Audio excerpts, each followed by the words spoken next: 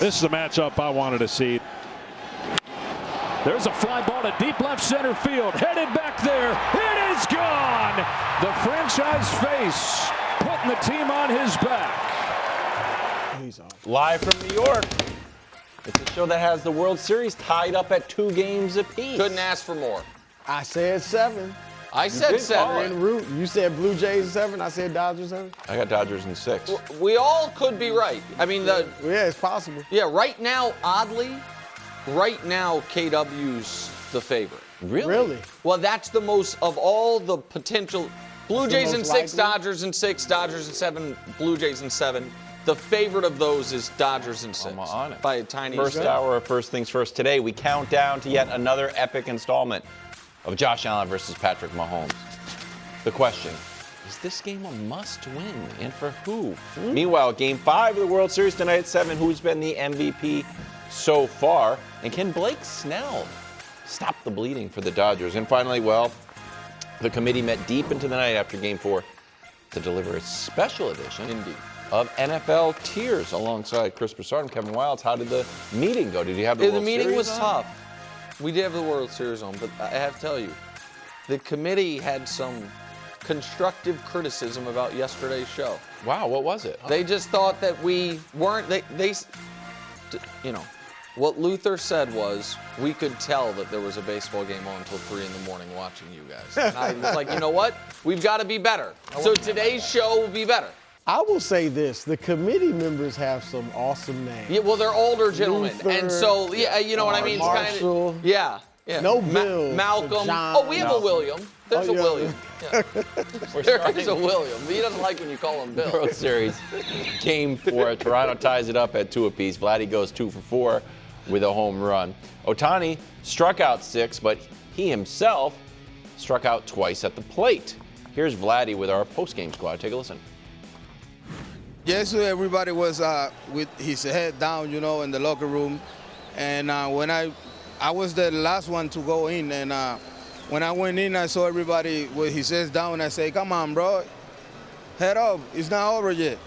It's not over. They not win the four game.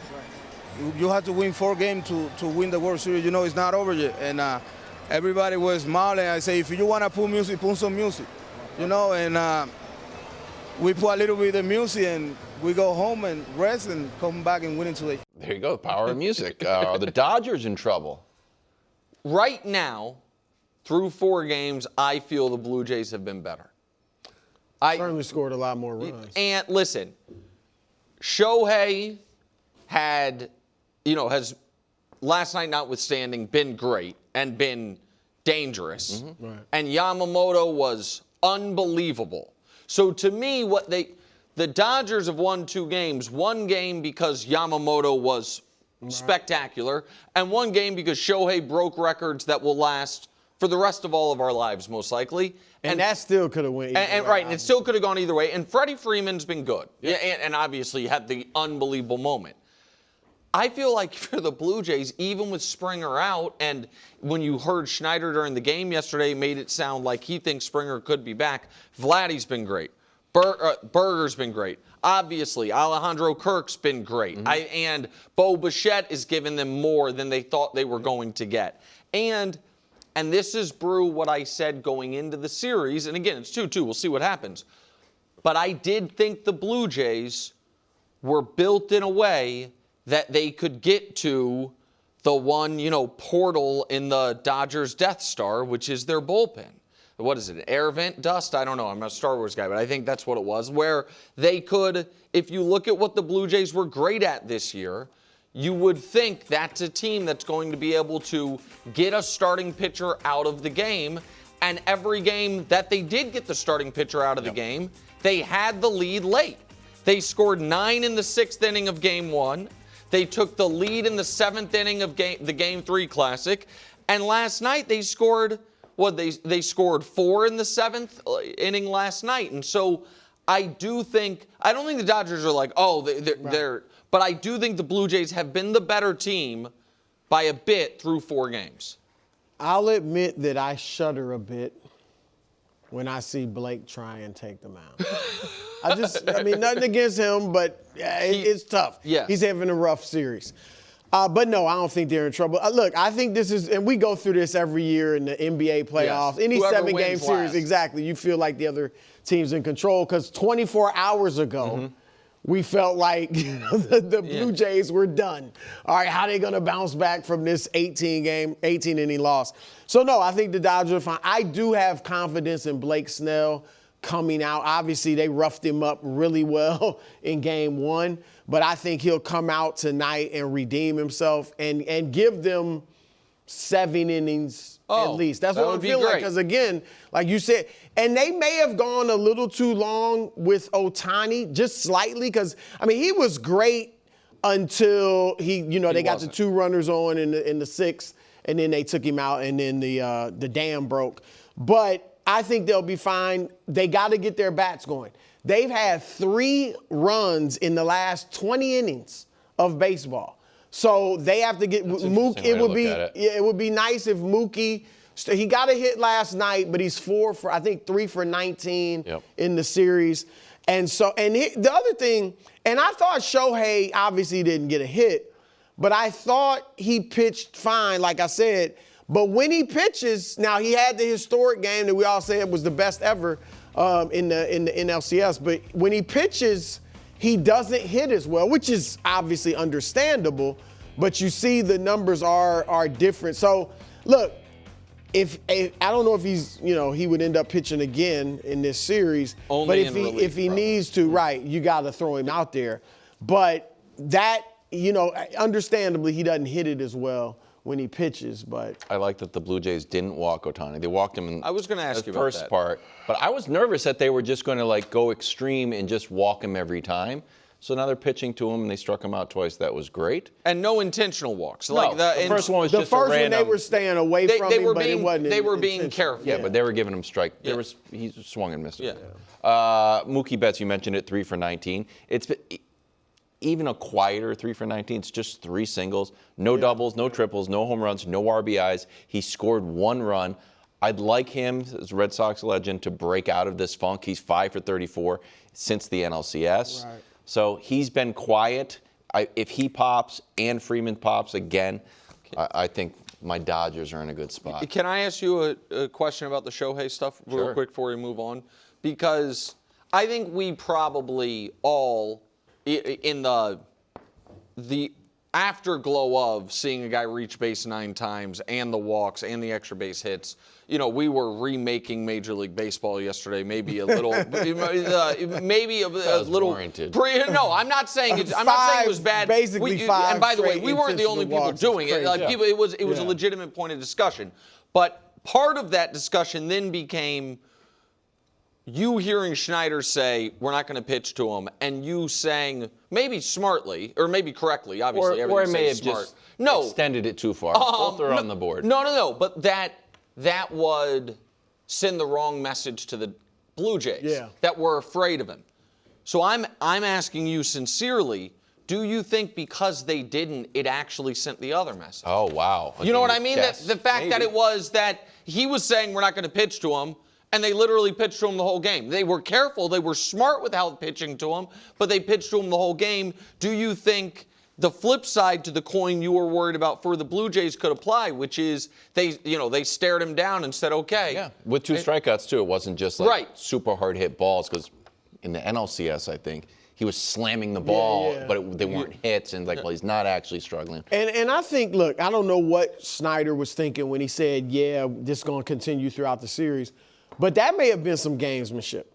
Maybe he was not intending to do that, but just throw it out there and you get in the Dodgers' head of, they're not even going to pitch to Shohei. Does that mess with Mookie's head? Wow, they treat me like I'm just a regular player, So I was nervous he was going to get the Bonds treatment of just I'm glad put him he on didn't. early. Well, it would have been shocking to me. Like I said yesterday, I imagine no player in the history of baseball has gotten an intentional walk in the, to start the first inning of a game. I just don't think that's a thing. So that would have shocked me, but they could have done it at any point, and instead, like you said, they struck him out twice. It felt like it went up against the identity of a team. Yeah. They led the league with 49 comeback wins. They are like, we can do it. Yep. I'm sure they know the graphic I showed, too. They know he doesn't hit as well when he's pitching, too. Yeah. Even though, you know. Oh, that's... You think they know? You think? No, in the locker room, they put up a graphic with a spider No, on it. I think the team, the team obviously knows. Maybe not the players, but the he's coaches a less and all that. dangerous hitter on the days that they might be more cautious with him today than they were yesterday. Is I think what Bruce said. Just quickly, do you think the marathon affected the way Ohtani played? I think. Well, I don't know how it couldn't, but I would imagine it affected everyone who played in that game, which is one of the advantages the Blue Jays had yesterday was their starting pitcher didn't play. Everybody else basically played. Their starting pitcher was the only fresh guy on the two rosters. I would say it didn't affect him more than anybody else. Now he had a heavier load because he was pitching. Well, but that's right. He actually was pretty good. I mean, he didn't get hits, but he's had other games where he's not hitting. He but could have gotten shelled early. Yeah, he didn't. Game 5 winner wins the series 68% of the times. So what's? It was 86%. Is there a game 4 winner when you're down 2-1? I mean. Yes, there is. Because it was 70%. A lot of them are like after 50, game 3. 57. This one is 67.6. I'm surprised it's not more, to be totally honest. Go Game up 5 3-2. winner? Absolutely. I'm surprised it's not higher. Chiefs in Buffalo Sunday afternoon for what Dusty's calling Mahomes versus Allen 10, but with an X. He wanted to make it a big thing, like a wrestling. I don't know. Mahomes 1-4 in the regular season, 4-0 in the playoffs against Josh. Jim Nantz compared this rivalry to some of the greats with Adam Shine. Take a listen. They need one another. If you look at great rivalries in sport, you know, Magic needed Bird. Jack and Arnie needed one another. You know, Brady needed Manning and Peyton needed Tom. It goes with the territory. They bring out the best in one another. And Tiger needed David Duval, except Duval actually did win a major. Listen, I love Jim Nantz. Jim Nantz is and I love Adam Shine. Yeah. I love I like Adam Shine. You want just to push back But this is immediately? no, Shine's never going to push back on it because Shine's as big of a Josh Allen homer as there is in the sports media, and he knows it. And he has an annual interview with Jim Nantz before Chiefs Bills. He also has an annual interview with me before Chiefs Bills in the playoffs, where he gets to be wrong every year. But it is closer to Jordan Ewing or Jordan Malone than Bird, Magic, or Peyton Brady, and this makes me mad every year. First of all, Patrick doesn't need Josh. What are the greatest moments of Patrick's career? One of them involves Josh, but there's the 13 seconds game. But then there's also the walk-off touchdown in the Super Bowl against San Francisco, the 10-point comeback with 6 minutes left in the other Super Bowl against San Francisco, the final drive against Philly, the AFC Championship game against the Bengals. So the down 24-0 in the playoffs in the first half against Houston. What are Josh's greatest moments? What are they? Real quick. I know his one greatest moment. No, it's the 13 seconds game. That's it. And then it's a lot of games in September and October. Yeah, him hurdling over guys. The run against the Chiefs is a big deal. He hurdled the Chiefs. He hurdled the Chiefs the next year. He had the run against the Chiefs last year. Josh needs Patrick. All of his memorable moments that aren't really fun segments on Get Up are against Patrick. And so there is this. So that part of it bothers me. And then there is the Peyton Tom thing. And Peyton, for the young people out there, for the 2000 aughts, Peyton Tom was a legitimate debate because it shined a light on what you valued in sports almost. The individual accomplishment in the team sport or the team success because they were such different players.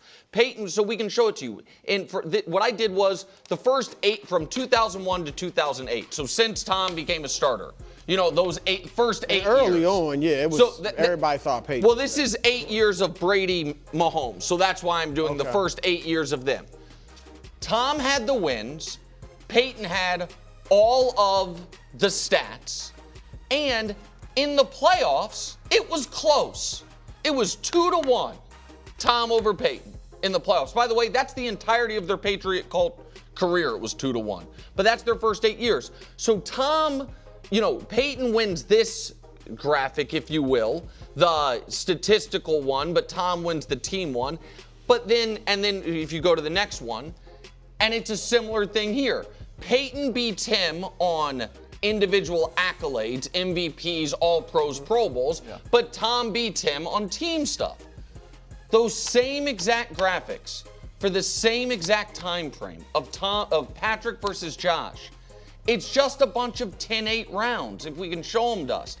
So Patrick has started 11 more games. He has won, what's that math on that? 23 more games. He has a higher passer rating. He has 7,000 more total yards. He has 76 more passing touchdowns and 20-some more total touchdowns. He's 4-0 in the playoffs. What about their individual accolades and team accolades? Again, it is Patrick. Patrick has more Pro Bowls. He is the only one with all pros. He has multiple MVPs. He's been to 7 conference championship games. He's been to 5, and then it's 5-3-3-0-0-0. So Peyton versus Tom had a real friction to it. This does not. And it's so frustrating to me that people keep trying to act like this is not Tiger versus the field, that it's Bird versus Magic, when it's not that.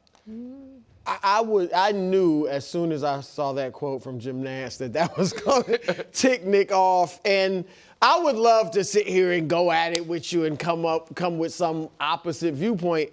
But you're right. And Jim Nantz, I assume he knows it. He just was, building up the game and saying something, that is way off. Look, it would be like if Brady, during those first years where he won those 3 Super Bowls, if he was putting up numbers like Mahomes, like superstar individual numbers and winning, it wouldn't have been close, Correct. With him and Peyton. It wouldn't have been a debate. It was that Brady was viewed as a system guy. He was viewed that way. Sure. And Peyton was the great individual player. And this is not anything like to have, and Peyton, by the way, I think was 3-2 against Brady in the playoffs all time. Right. So he actually beat him more, had more MVPs, even at the end of their career, 5 versus 3. So to have a rivalry like Magic Bird or Peyton Brady, both have to win sometimes. And Josh has not won. These regular season games, that's nice, but the fact that you consistently, it almost makes it worse that you keep losing to Mahomes in the playoffs. Because we've seen you beat him in the regular season routinely, but then you get to the big moments. And Josh has played fine, great at times, but still hasn't been able to get over the hump. So look, Mahomes has accomplished so much and been so good. He doesn't need anybody in the league. Well, his real rival is Brady. Tom.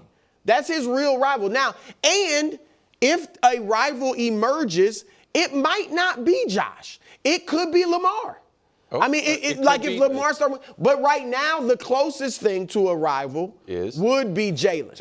And Jalen's not as good individually, obviously, and but it's also tougher because they're in a different conference. Right, but it's rare to see somebody beat Mahomes in the playoffs, and Jalen's obviously done it on the biggest stage and played him real close individually. So Jalen would be the rival if there is one right now for Mahomes. What's up, Kato? Well, I'm a Jalen Hurts guy, so I agree with that. We were in Kansas City. Jalen Hurts won in the Super Bowl, won in the previous regular season matchup. There is one other. Drake May. Yeah. No, it is. Well, you mean maybe in the future? I didn't. Look, Marca does give us a lot of headlines. Wait, this is from Spain, bro. What's that got to do I'm with just it? telling you. I'm just letting you know. So is ham. No, I'm not. It's not valid. I'm not. So is El Clasico. I'm still there. No, go ahead. It's no longer Josh Allen. Drake May has become Patrick Mahomes' main threat. So that's a little ahead of ourselves. Slightly. But what I would tell you is this. It would be, if you're a Bills fan, horrifying. And it is certainly a possibility that Drake May beats Patrick Mahomes in the playoffs before Josh does. Well, it's a possibility. You know what I mean? It could happen in theory. It could happen, not in theory. It's good. It is I don't know, a 20% chance Burrow or something did it. that they play this year in the playoffs. And in that game, the Patriots will have at least a 10% chance of winning. So that's like a 2% chance that it happens this year. And so, no, like that is, so yes, I agree with you that it is not guaranteed that the quarterback that ends up being Patrick's main rival is Josh. Right. And I just, it's wide open for AFC quarterback. Like I said, I mean, I'm not just. It could be Lamar. It could be Drake May. Mm-hmm. It's not going to be Daniel Jones, but you know. But Joe Burrow. Joe Burrow when he comes back. Might even be. I actually think nobody fits what Nance said, but you could argue that Burrow fits it better than Josh Allen. Yeah. I think he did beat him and get to the Super Bowl at least, and he's a great individual player. It's just the Peyton and Tom was marked by one guy having the it factor and the other guy having all the awards. And it is since Patrick has more individual accolades far and away than Josh and has done all of the winning, it's not a comp that works. He's playing both roles. He is Peyton and Jordan Tom Ewing or something like that. Yes, Jordan Ewing is it. Yeah, that's right. Sorry, that game is on Sunday at 4. Yeah. Lamar's back. More than touchdown favorites when the Ravens play the Dolphins in Miami. Here's number 8. Take a listen. Can't wait to touch the grass with my guys, man. Been a while. I got a great group of guys on my team, good staff, man. I feel like we always got a chance to make something happen, and we still do. You know, each and every game gonna be like a win or go home game, you know. We started off, first season ever starting off like this slow, so we're gonna have to just do or die right now, each and every week. Okay, Brew, what can the Ravens prove tomorrow? Well, look, I like what I'm hearing from him. Yeah. I mean, he seems really ready to go. I liked him, the toy toss and all that stuff. So, Brew, don't shortchange me. No, I'll get to that later. Oh, I'm setting it up. All right, my bad. Just a little appetizer. My best. Actually, that's for later in the show. Yeah. Oh, okay. But a win will be sufficient. I'm just going to keep it real. Right at this point, it's about them stacking wins and tracking down Pittsburgh. Like, that's really what it's about. So that will suffice. But again, for a team that I say is still, and I want to keep this at front of mind for people, they're still S-Bob. And I'm not saying that because I picked them. I'm saying it because I think it's the same. We talked about that with Dallas. I don't know if it was last year, a couple years ago. Like, now people may think, oh, if they just make the playoffs and win the division, what a great year. They have the talent where they should compete for the Super Bowl. Mm-hmm. So that's what it's all about. If you get there in an odd way, so be it. But that's what it's about. And to prove something, because just beating Miami is going to prove nothing. Honestly, just blowing them out is not going to prove anything. Everybody that's good has blown them out. But I'd say you have to put probably about 40 plus on them. I'm talking about if you really want to make people take notice, you got to put 40. Look, Danny Jones put 37. But they're real. Buffalo are the put best 31. team in the league. I'm talking about the quarterbacks, though. Buffalo put 31. Drake May put 33 on them. The Chargers put 39 on them. Like, they need to put 40 plus on them and hold them below 20. Now, that's even being generous because this offense isn't good. But I would like to say 14, but I'm not going to go that far. But hold them beneath 20 and put 40. Because it's a bad team. Listen, you need to blow them out. Here is what if you want to prove you and I are on the same page as far as what can they prove. I wrote, this is the old can't win spot if you're Baltimore. You have to win. Yes. But narratively, the score that I said would make you take notice narratively is 30-3. Where the offense rolls and the defense totally shuts them down. Right. Like that's because nobody questions the that offense. is right. That is almost the only. It is something, and I know that sounds unfair, and this is really a 5-minute massive diss of the 30-7 would be fine. Is of course, yeah. but where you score 30 and they don't score. Really, what I'm saying is you score 30 and they don't score more than 10. Chiefs Raiders. It was like, yeah. I mean that maybe to the extreme, but something like that. Buffalo, Carolina, actually. Yes. And the Carolinas are better than mine, but you know what I mean? Like where you move the ball at will and your defense looks excellent. Because people don't care that Miami actually won this weekend.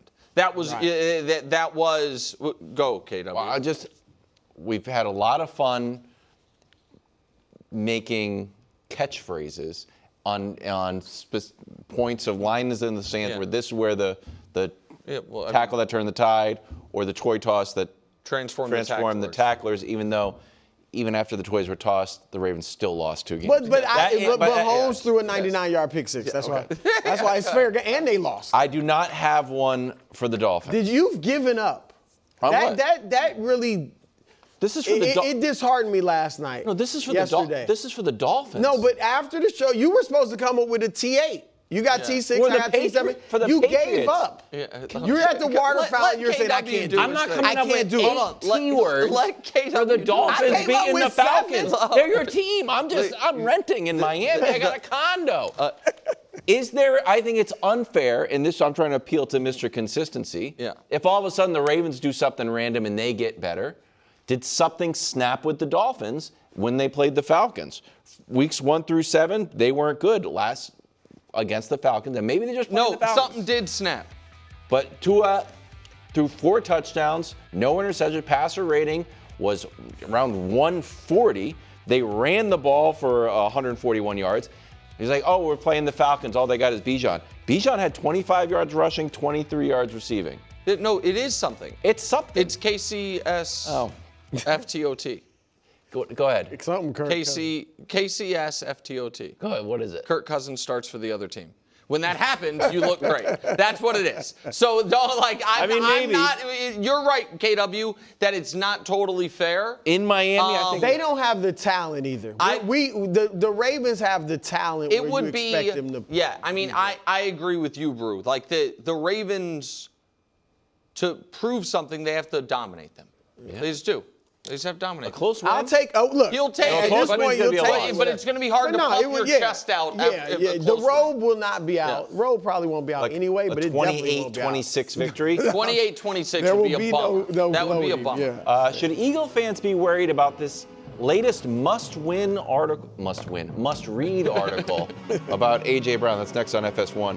Hey, last night, Vlad Jr. and the Blue Jays battled back to tie the World Series at 2 games apiece. Let's go, Coach! Dodgers trying to take the lead before this goes back to Toronto. Coverage begins live from LA tonight at 7 p.m. Eastern, 4 p.m. Pacific, only on Fox. Welcome back to First Things First. Blue Jays fan, Coach Mangini is here. Prime Performance, sponsored by Liberty Mutual Insurance. Pay for what you need. That's it. Only for what you need. Don't go paying for other stuff you don't need. The Eagles' offense exploded against the Giants. A.J. Brown watched from the sidelines. He's hurt.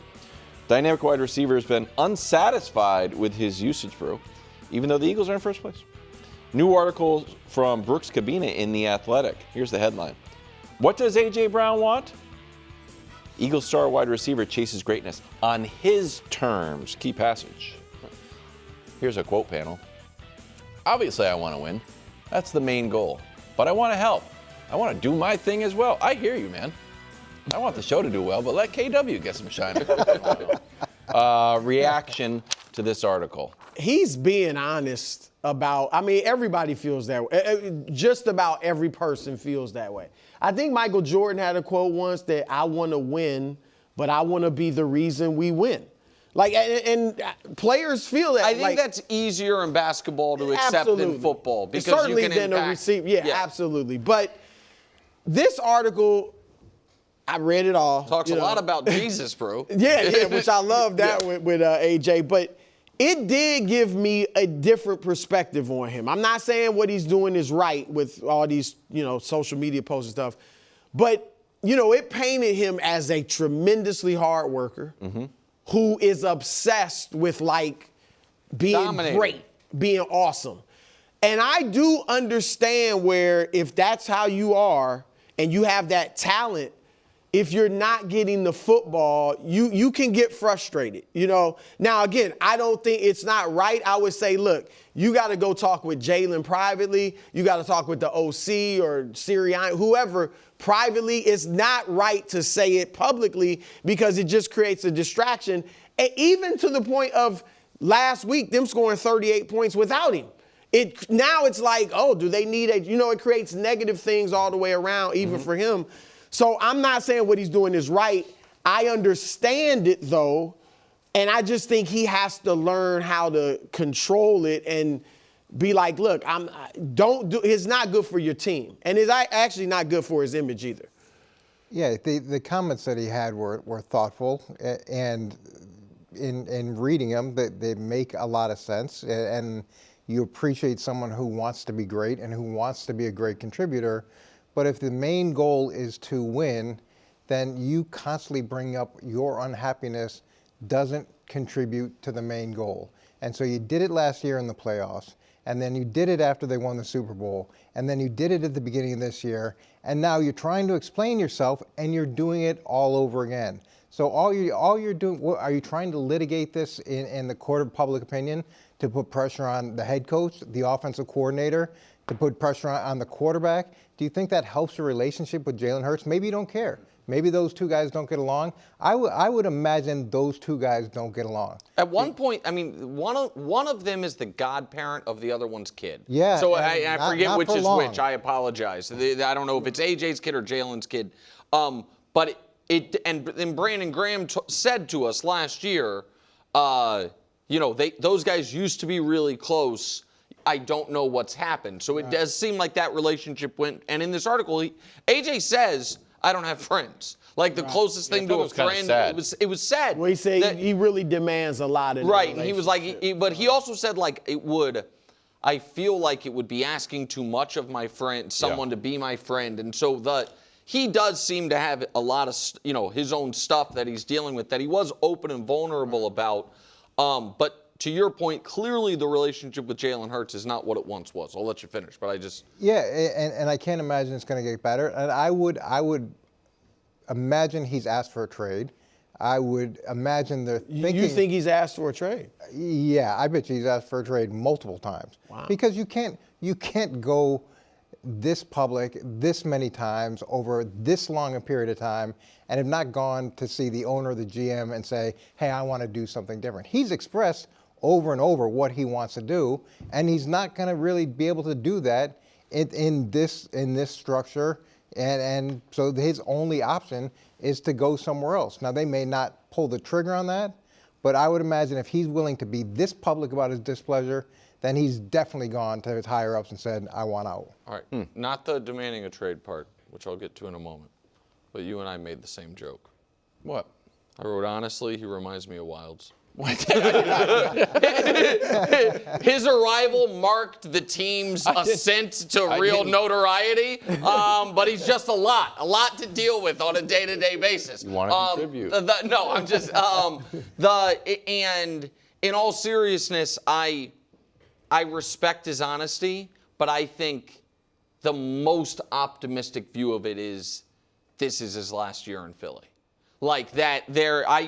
And it is... They talked about how Sirianni seems to love him. Might love him, but Sirianni, this has been, in my opinion, a failure might be too strong, a shortcoming of Sirianni not being able to get his arms around this. That this has not been something he was able to find a way to communicate exactly what Coach just communicated to his star player who he loves in a way that he'll understand. And does he love him? What other alternatives does he have besides saying, I love the guy? What else? Well, it's got to be frustrating to hear him saying what he's saying publicly.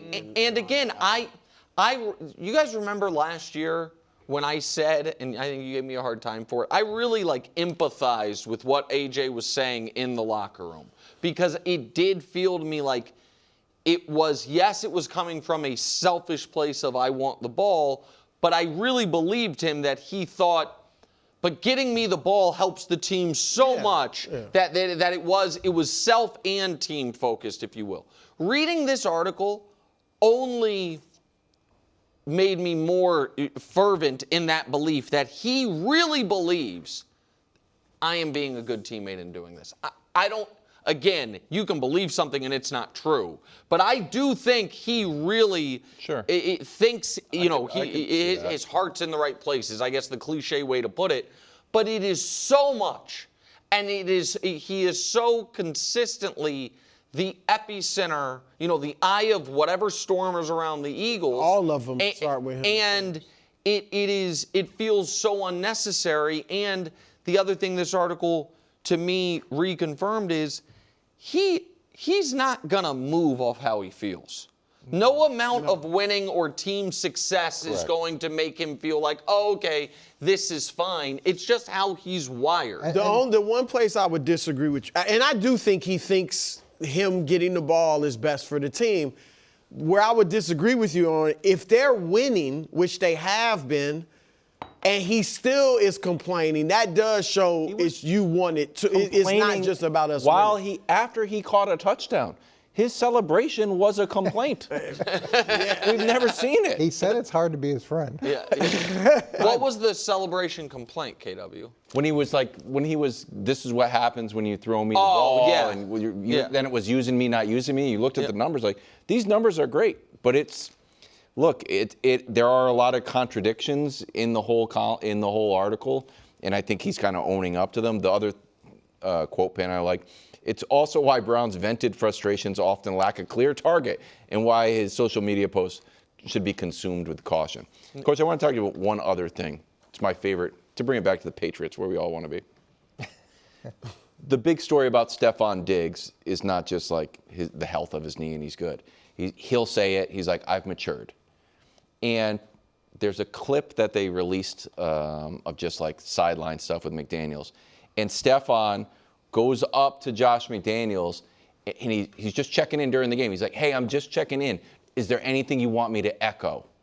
And I was like, oh, we always hear about him mature. It's like, he's not talking about targets. He's not talking about get me the ball. He's like, what do you want me to tell the guys? Are you good with all? And Stephon says he's matured. And I always think we celebrate guys when they have matured. And I think A.J. Brown might get to that point. But now we're in the other point. I don't want to say he's immature. I feel like that's too much. But I feel like there is maturing that's going to come. He's not where Stephon Diggs is in the maturity journey, let's say. Yeah, Tennessee didn't move on from him because he wasn't talented. And you'll see that we'll see this year, next year, 10 years from now, where good players get moved from teams because they just become more problematic than what they're. Which is what Diggs was, yes. is I think Wilds' point. Yeah, and what number team is this for Diggs? Is 4. This is team 4, and then he's at the point in his career where he doesn't have the cachet, he doesn't demand the big contracts. He wants to probably get some more years in the league. So yeah, you do have to go through this. That ideally it's just maturity, but there's also the realization that if I keep making noise like this, not only am I not going to be with this team, I'm not going to be with any team. Right. But guys can mature. Look, we all do. We all make mistakes, and then hopefully. And also, when you're not quite as good, you're not going to make as much. Stephon's actually still really good. Tied for 41st in catches, 35th in yards. A.J. Brown. The GOAT talks about load management. That's not a picture of Brown. Don't. How dare you? I'm telling you, Diggs was meant the best, but McDaniel seemed like, all right, I'm working, man. Watch it again. How dare you? Tears coming up in 15 minutes. Right we'll now. Play it for Brew during the break. He hasn't seen it. He doesn't follow you on Wonderful Twitter. episode of Weird and Wonderful. Start with a weird first quarter. Ramsey. Heat Hornets. Now, I know people accuse LaMelo of being a little unserious. Here he is just deciding to kick the ball, and it hits Davion Mitchell in the face. Hornets give up 144 points. But they gave up 144? To the Heat. Yeah, it wasn't great. They're 2-2. I hope somebody can get through LaMelo. He is a great That's not player. going to happen. Dodgers up 1-0, not for long. Vladdy homers off of Ohtani, makes it 2-1 in the third. He goes 2 for 4 with an intentional walk that I was okay with. Yeah, I don't think that rule's going to be changed. More weird. Giannis against his future teammates. That's for you, Ramsey. Count the steps here, Brewer. Are you okay with this? I was looking at that last night. It was about, how many steps is it? Well, together. 4? It's too many steps, but can I make it? We got plenty of time. 2, 3, 4. You missed one. Oh, he does again. 5.5 steps. What are we together? Now Giannis is playing like the MVP. That's what I was about to say. He is playing phenomenal. He's playing through a week. He's been the best player in the league. And it's not that he can't continue. He's going to obviously have great numbers. he's playing so it's almost like he's saying, "Look, I'm gonna will this team to championship." I just can't see that. 37, 8-7 Bucks over the Knicks. Milwaukee's Could he will him 3-1. to the finals though? Maybe. Whew. That was a good win last night. Wonderful if you're a Blue Jays fan. Shane Bieber strikes out Ohtani for the second time. Bieber was great. Could really spin it. That's what Past Watch putting Bieber on my radar in a major way that he's unhittable when he's on his game, and came through again. Spinning. Yeah. It was fantastic. More wonderful. Thunder up 3 in Sacramento. SGA hits this 3 to give the Thunder a 6-point lead, and that's it. Thunder remain undefeated. 31 points, 9 rebounds, 4 assists, 3 blocks. He's 5-0. Thunder are 5-0. So, first 2 games of the year for the Thunder, they won in double overtime. Mm-hmm. I have a scorching hot take. Oh, great take. Because of those 2 double overtime wins, they're going to win 70. Okay. Wow. The winning 70 is so hard that you've got to win almost all of those either or type of games. I think they're going to win 70. Wow. It's a hot one. Wonderful. James Madison, Texas State. Texas State's Brad Jackson hurdles a defender and throws a touchdown midair. Oh, that's sick. Jordan-esque. Not enough. James Madison wins. They put up 52 points. Oh, that's sick. I haven't seen that till right now. Yeah, actually. Afternoon headlines sponsored by Hilton Garden Inn Hilton. For this day, the NBA on NBC aired another installment of Insights to Excellence. Same interview, but Mike Tirico and it's just Michael going Jordan. on all year. Today's topic: load management. Michael Jordan, not a fan. It shouldn't be needed. I never wanted to miss a game. Fans were there. They're watching me play. I want to impress the guy way up top who probably worked his ass off to get a ticket. Brew. Reaction to Jordan. Look, I do agree with MJ, and I'll address the arguments that people have. Some are saying, Nick, well, now look how long the players play. Look at the length of the careers. You know, Jordan, Bird only played 12, 13 years. Jordan is 75th all time in games played, including the playoffs. Right, Isaiah Thomas, I think, had 12, 13 years. But here's the thing. LeBron did not load manage, and he's playing in his, 23rd year. Yeah. Karl Malone and John Stockton played 19 years each. Stockton played the maximum amount of games because of the one strike year. He played 50. 17 of his 19 years. Karl Malone missed no more than 2 games until his last year. 18 of his 19 years. Yeah, until his final year with the Lakers. Yeah, so you can have a long career and still not load manage. So that's number one. Number two, in fairness to the players today, a lot of this, if not most of it, is driven by the trainers and their science. And the science is legit. Like, they're saying the human body can't, because of the floor is so spread out now and you're covering so much more ground defensively, it's too hard on your joints and stuff to play 82. If that's the case, then I'm saying, then cut it to 65 games. Correct. Like, and I get it, they probably never will as long as they can fill an arena. But that's where, because it is too expensive to go to these games. And I went to a game as a kid in Indianapolis. I didn't care about the Pacers. I wanted to see Dr. J. He played. But had he not played when I'm a 9-year-old kid at that game, I'm going to be heartbroken. I got to tell you, had he not played, I'm not joking, your whole life could be different. Like, you dedicated your life to doing sports. Dr. J was your favorite player. I'm not trying to do a bigger thing than that, but, like, I mean it. Like, you were a 9-year-old kid. Like, you might have, like, I don't know. Like, there is an element of that, of, like, when you were falling in love with basketball. Yes, you went to see your favorite guy. He played. And it maybe by coincidence, it ended up being your profession. You know what I mean? So whatever it is. But go ahead. No, I mean, so I do agree with Jordan in that regard. It's just because it's too expensive otherwise. And so, look, the bottom line, though, is this. We see it in basketball. They have better nutrition, better sneakers, better travel, better weight training, and they're load managing. Baseball, we see the pitch counts. They're so cautious with the pitchers. The basketball players and the baseball players get hurt. It feels like more than ever, but certainly as much as they used to get hurt back in the day. So how's it working? This load management is not the playoffs are just as riddled with injuries that can help determine the champions as they were in the 80s and 90s. Like, so to me, I don't see it benefiting anybody at all. So I want to be nuanced about this because what I do think now that we have, years of load management takes, so to speak, is the two poster children, if you will, of load management, turns out are two guys with degenerative knee problems. Yeah, they need it. And Embiid and Kawhi. Yep, they need it. You know what Nobody's I mean? Like, complaining about them. right now they're not. But like when the load management was like a topic all the time, Kawhi was getting pilloried by me. You know what I mean? And others. He got cleared, and Pop was like, right. I don't know what's going on. And Embiid was another guy, and it turns out those guys have significant knee and body, injury issues. So there's that. Brew's point about the court being spread, I was trying, because it's exactly, I think, the right point. And I was trying to figure out a way to try to demonstrate that without it seeming like I'm taking a shot at previous year of basketball, because I'm not. It's just different.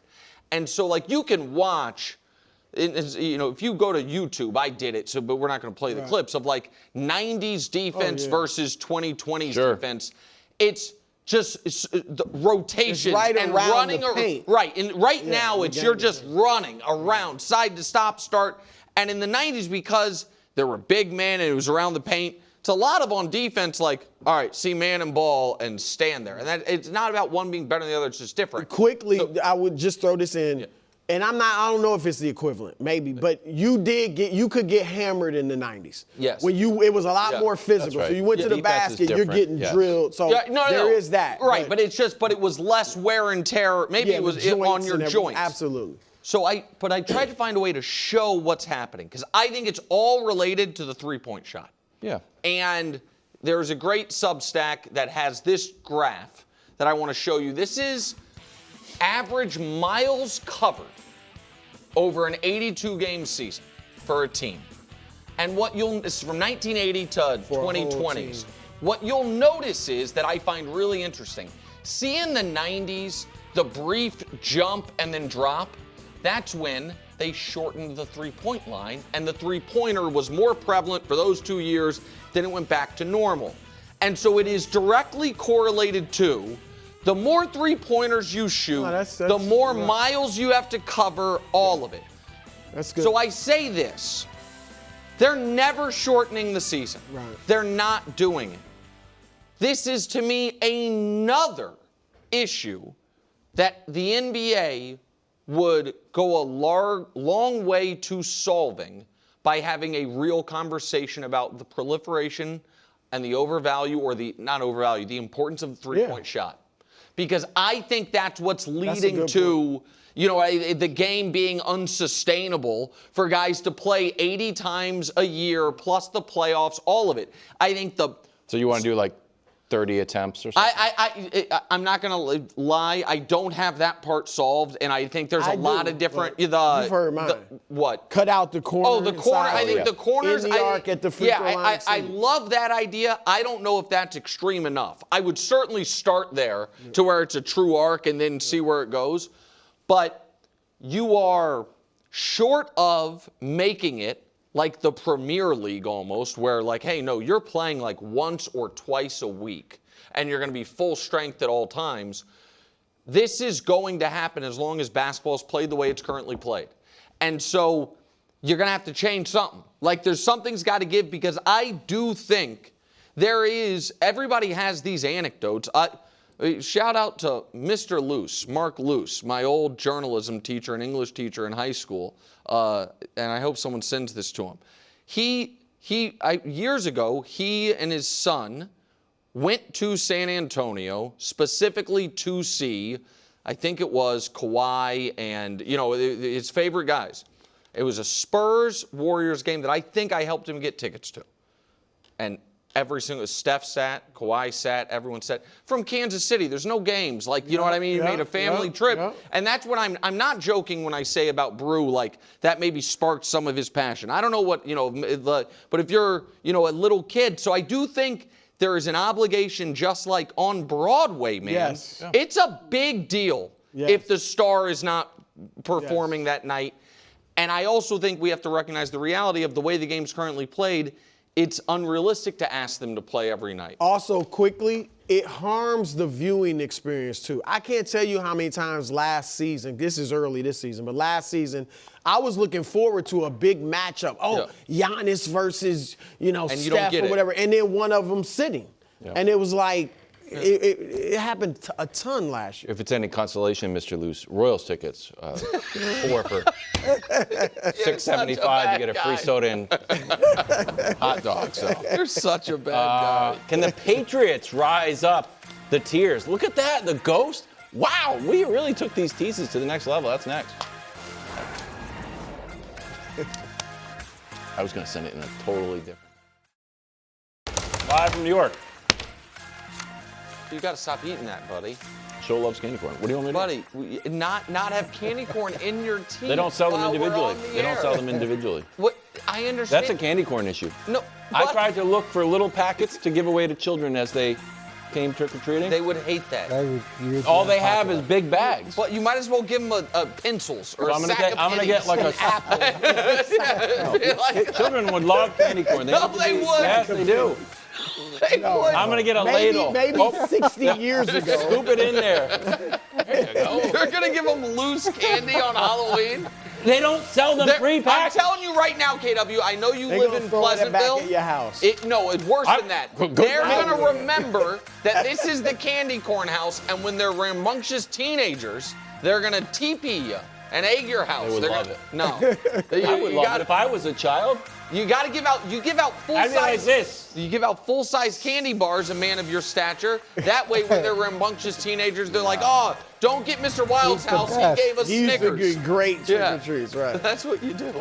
Second hour, first things first. Today, a fresh episode of Must Win. A feisty episode, I'll be honest with you. It was tearing the group apart. It was. It wasn't great. But the segment will be great. And Coach, you need a W. It's a must-win for you. Yeah, if I had the right judge, I'd be in good shape. Okay, looks like 0 for 3. It's a winless this year. Meanwhile, Game 5 tonight.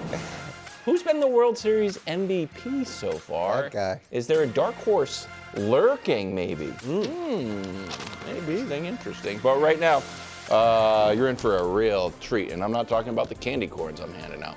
Last night, next to the remains of a raided candy aisle at CVS, an elite group of statisticians, analysts, and people who say, I really shouldn't, before eating 3 crumble cookies. Fought and toiled and burned the midnight oil to deliver the most accurate segment in all of sports. It's not the standings, okay? So save your comments. You want the standings? Head over to the local motel. La Quinta. Yeah. Yeah. Go to the breakfast bar by the scrambled eggs. There you go. What's that? Oh, a complimentary issue of USA Today. Exactly. Flip open to the sports page, and there it is all listed for you, okay? We are so back, KW. It's time for tears. That. Thank you. That's our best teamwork all week. You set it up. The must-win debacle. We'll get to must-win in a moment. Right now it's time for tiers. No new eliminations. 2 teams were facing elimination last week. They were on a bye. The committee debated long and hard, should we eliminate them anyway? And we decided no. Fair is fair. You need to lose to be eliminated. So it's just those 4 teams that, by the way, all 4 of those teams were eliminated by week 3. It has aged really well. The committee, sometimes early, never late for eliminations. We were right on this. Who is facing elimination this week? Well, the Giants, who have a real chance that Broncos loss is their version of the Bears Hail Mary game last year, where it leads to a spiral. The Giants, they host the Niners. The Raiders, they host the Prince. The Cardinals are at Dallas, and Cleveland's on a bye and is really going to test our you can't be eliminated on a bye standards. But those are the teams facing elimination. This is one of my favorite tier groups ever. Oh. The transitive property of quarterbacks. So here's the deal. Wow. The Minnesota Vikings had Kirk Cousins, but they're like, you know what? He's not quite good enough. So he goes to Atlanta, a team that then drafts Michael Penix, despite the fact that he got outplayed in the national championship game by J.J. McCarthy, who the Vikings then draft. The Vikings, in the midst of it all, see Sam Darnold, who the Panthers used to have after they got rid of Baker Mayfield as well, brought in Sam Darnold. He wasn't good enough for them either. And now all 3 of these teams are like, Do we still not have a quarterback? Like, they all could have had Baker. One of them did. 2 of them had Darnold. Neither of them do. 2 of them had Kirk Cousins. Neither of them wanted him. They had 3 young guys. Just no good. Hanging by a thread. The Bears from a mojo perspective. The Jags from a... Here's not the only thing hanging from a thread in Jacksonville. It's not just the team season. It's also the Adidas marketing budget. Like, we spent how much on the Trevor Lawrence, Travis Hunter Footloose ad? Like, that's yes, that is not aging well. The Cowboys with that defense, that if only they still had, I don't know, a great pass rusher coach. I know he stinks against the run, I guess. And Washington, who is really staring at a real season from hell for a team that went to the conference championship game last year. They're not done. None of those teams are done, but their chances are dwindling. Asking a lot of the old guys. Now, Flacco's hurt, but he has to carry the team because they have no defense. And Rodgers is 41. He has to carry that team because they have no defense. Mike Tomlin in August said this group has a chance to be a historically great defense. After this week, Tomlin talked about how he was disappointed that the offense didn't do better on 3rd down. Buddy, I love you, Mike. That was a defensive problem, and you're the defensive coach, and you're spending $165 million on defensive players. Attempting to avoid disaster. That's the Ravens and the Texans, because missing the playoffs for either of these teams would be a disaster. The Texans were supposed to be in the most winnable division. Last year was supposed to be the down year, and they made the playoffs. The Ravens, their ultimate SBOB. And again, we have recalibrated, Brew, as you talked about, expectations for both of these teams, where it's like, well, just making the playoffs would feel good. But it's really not that. It's that missing the playoffs would be an abject disaster. Good, but wildly frustrating, and for different reasons. The Niners are frustrating. It's frustrating just because of the injuries. Because if the Niners have this good of a record, despite having 2 quarterbacks, both of which have been hurt, losing your best 2 defensive players, having your receiving core riddled with injuries, your offensive line, George Kittle, that part's frustrating. The Broncos are frustrating because you watch Bo Nix the last 5 quarters and you're like, hold on a second.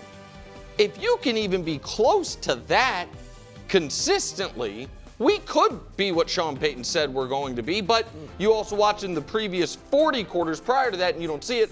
And for the Chargers, they're frustrating because I oddly don't think they have a real identity right now. The identity is supposed to be, we've got a star quarterback, but we're going to run the ball and play great defense, but they seem to only win games this year by the quarterback carrying them, and when these are all good teams, but frustrating for different reasons. Power of PR. So if we throw out week 1, which I guess is what we're supposed to do, both of these teams have only lost 1 time. Both losses were in the waning moments where they played actually quite well against a playoff caliber opponent. Both of these teams have excellent coaches whose teams have not really fully replaced them. In the Shane Steichen leaving the Eagles offensive coordinator spot and Mike McDonald leaving the Ravens D coordinator spot. Both teams have an offensive player of the year, if not MVP candidate at skill position in Jackson Smith and Jigba and Jonathan Taylor. And both teams have a quarterback that to varying degrees people don't fully trust. Yet, if you don't go on TV and say, why aren't the Colts the best team in football? You're considered a rube. And if you go on TV and say anything happy about the Seattle Seahawks, you're like, why do you care about them? They're the same team. They have very different styles of play, but one team has great PR. I don't know. Give credit to McAfee, I guess. And the other one nobody cares about. Blame that on Mina. Next. Excellent, but untested. That's the Bills and the Pats. Well. So of the 14 teams, Brew, who are currently playoff teams, the teams with the 2 worst strength of victories, meaning the winning percentage of the teams you've beaten, are the Patriots with a .319 win percentage of their opponents they've beaten, and the Bills with a .256 winning percentage of the teams that they've beaten. Both of them, aside from the game against each other, their best win by far is against the Panthers. And when these 2 teams played each other, even the Wilds would like you to believe one of these teams is amazing, one of these teams stinks. The game was literally tied with 15 seconds left as one team attempts a 50-plus yard field goal. Now, the Pats won on the road, and they deserve credit, but that was a very close game. I think they're both excellent teams, but aside from playing each other, they have been wholly untested, except for the good teams they've played have beaten them. Incredible upside. I really like all three of these teams. I really like two of the three quarterbacks, or I love two of the three quarterbacks. I like all three of the quarterbacks. I really like all three of the coaches. I think that all three of the defenses have the ability to, on any given night, win a game for you, and all three of the offenses on any given night have the ability to score 40 points. I don't think they've been quite as consistent as the teams above them, but incredible upside. Hard to find a weakness. Like, if we're picking nits with the Packers, it's what Jordan Love might do, but not what he has done, or it's that Josh Jacobs hasn't popped quite the way we would have hoped. With the Eagles, it's they win, but it's ugly, or they throw not enough, or they run not efficiently enough, but they still, there's not a real weakness, it's more nitpicks. And then, atop the tiers once again, back in our style points era, yeah, you won the second half 21-0 on Monday Night Football, but, I mean, the first half was a little up and down. Yeah, you had as many points as the other team had yards, but it was against the Raiders. We're back in the style points era, which is exactly where we like to be with the Kansas City Chiefs. That, Coach, is the latest edition of the tiers. I actually like this group of tiers as well as I've liked a lot of your tiers. So wow. Okay. Thank you, Coach. So you loved it. Thank you. Yeah. I don't know if I love it, but I like it better. I do think you're being a little too harsh on the Broncos. Oh, okay. And here's why. So they're riding a 5-game winning streak. That's one thing. They've got a 9-game winning streak at home, which is the longest winning streak in the NFL. So you've got to recognize that in addition. And if you look at where they are statistically, if we can pull this up, they're pretty much top 10 in everything across the board, every meaningful statistic. But to me, the most important statistics are the ones down at the bottom. How often they've been sacked and how many sacks they've gotten. So they've gotten 36 sacks and they've only been sacked 8 times. So that has never been achieved. That spread has never been achieved with 35+ sacks and under 10 sacks in the history of the NFL. So that's groundbreaking. And what we know, and especially in big games, what does it come down to? It usually comes down to the pass rush.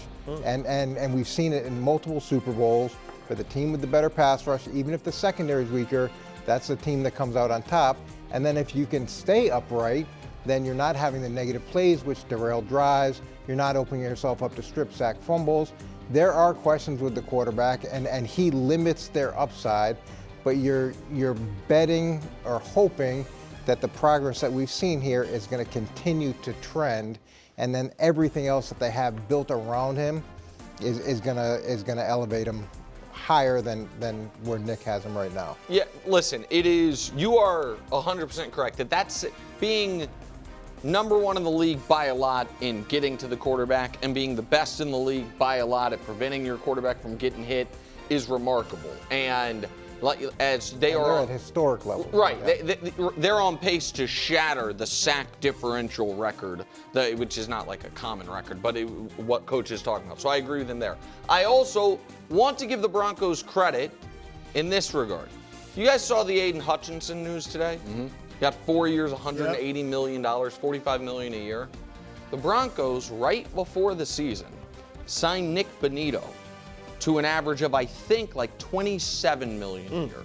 He might be the best pass rusher in football this season. 27 is probably not enough. No, that's right. No, but that's like. And so he'll be back at the table. Well, yeah, right. Exactly. But at least it's great business by the Broncos. Yes. Yeah. And Bonito, who had only had one great year going into this season, took the bird in the hand. I don't blame him for it at all. But that is a huge edge for them. So they're not paying their quarterback anything. They have a superstar pass rusher. It's on a super team-friendly deal.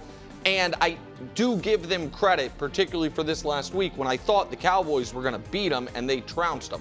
I don't trust the quarterback, so there is a ceiling on where I am going to feel like they can go. But to your point, what they are doing around the quarterback's wildly impressive. Look, I get that you're sticking with your preseason pick, but I think you are way too high on the Buccaneers. They've been good. Have they? Ship is sinking. They are good. They're 6-2. They are good. Yeah. They're not elite. Where they're listed at is the elite teams, and they are not that. They are kind of like the Chargers of the NFC. No, You're good. You're good. You're not really a threat to win the whole conference, but you're good. And so I actually would drop them below the Bills and the Pats, below the Seahawks. I know they beat the Seahawks and the Colts. You can bump the Niners out, as banged up as they are, and put them in where the Niners are. That's where I think the Buccaneers belong. And here's why. Let's look at Baker's half dozen. All right.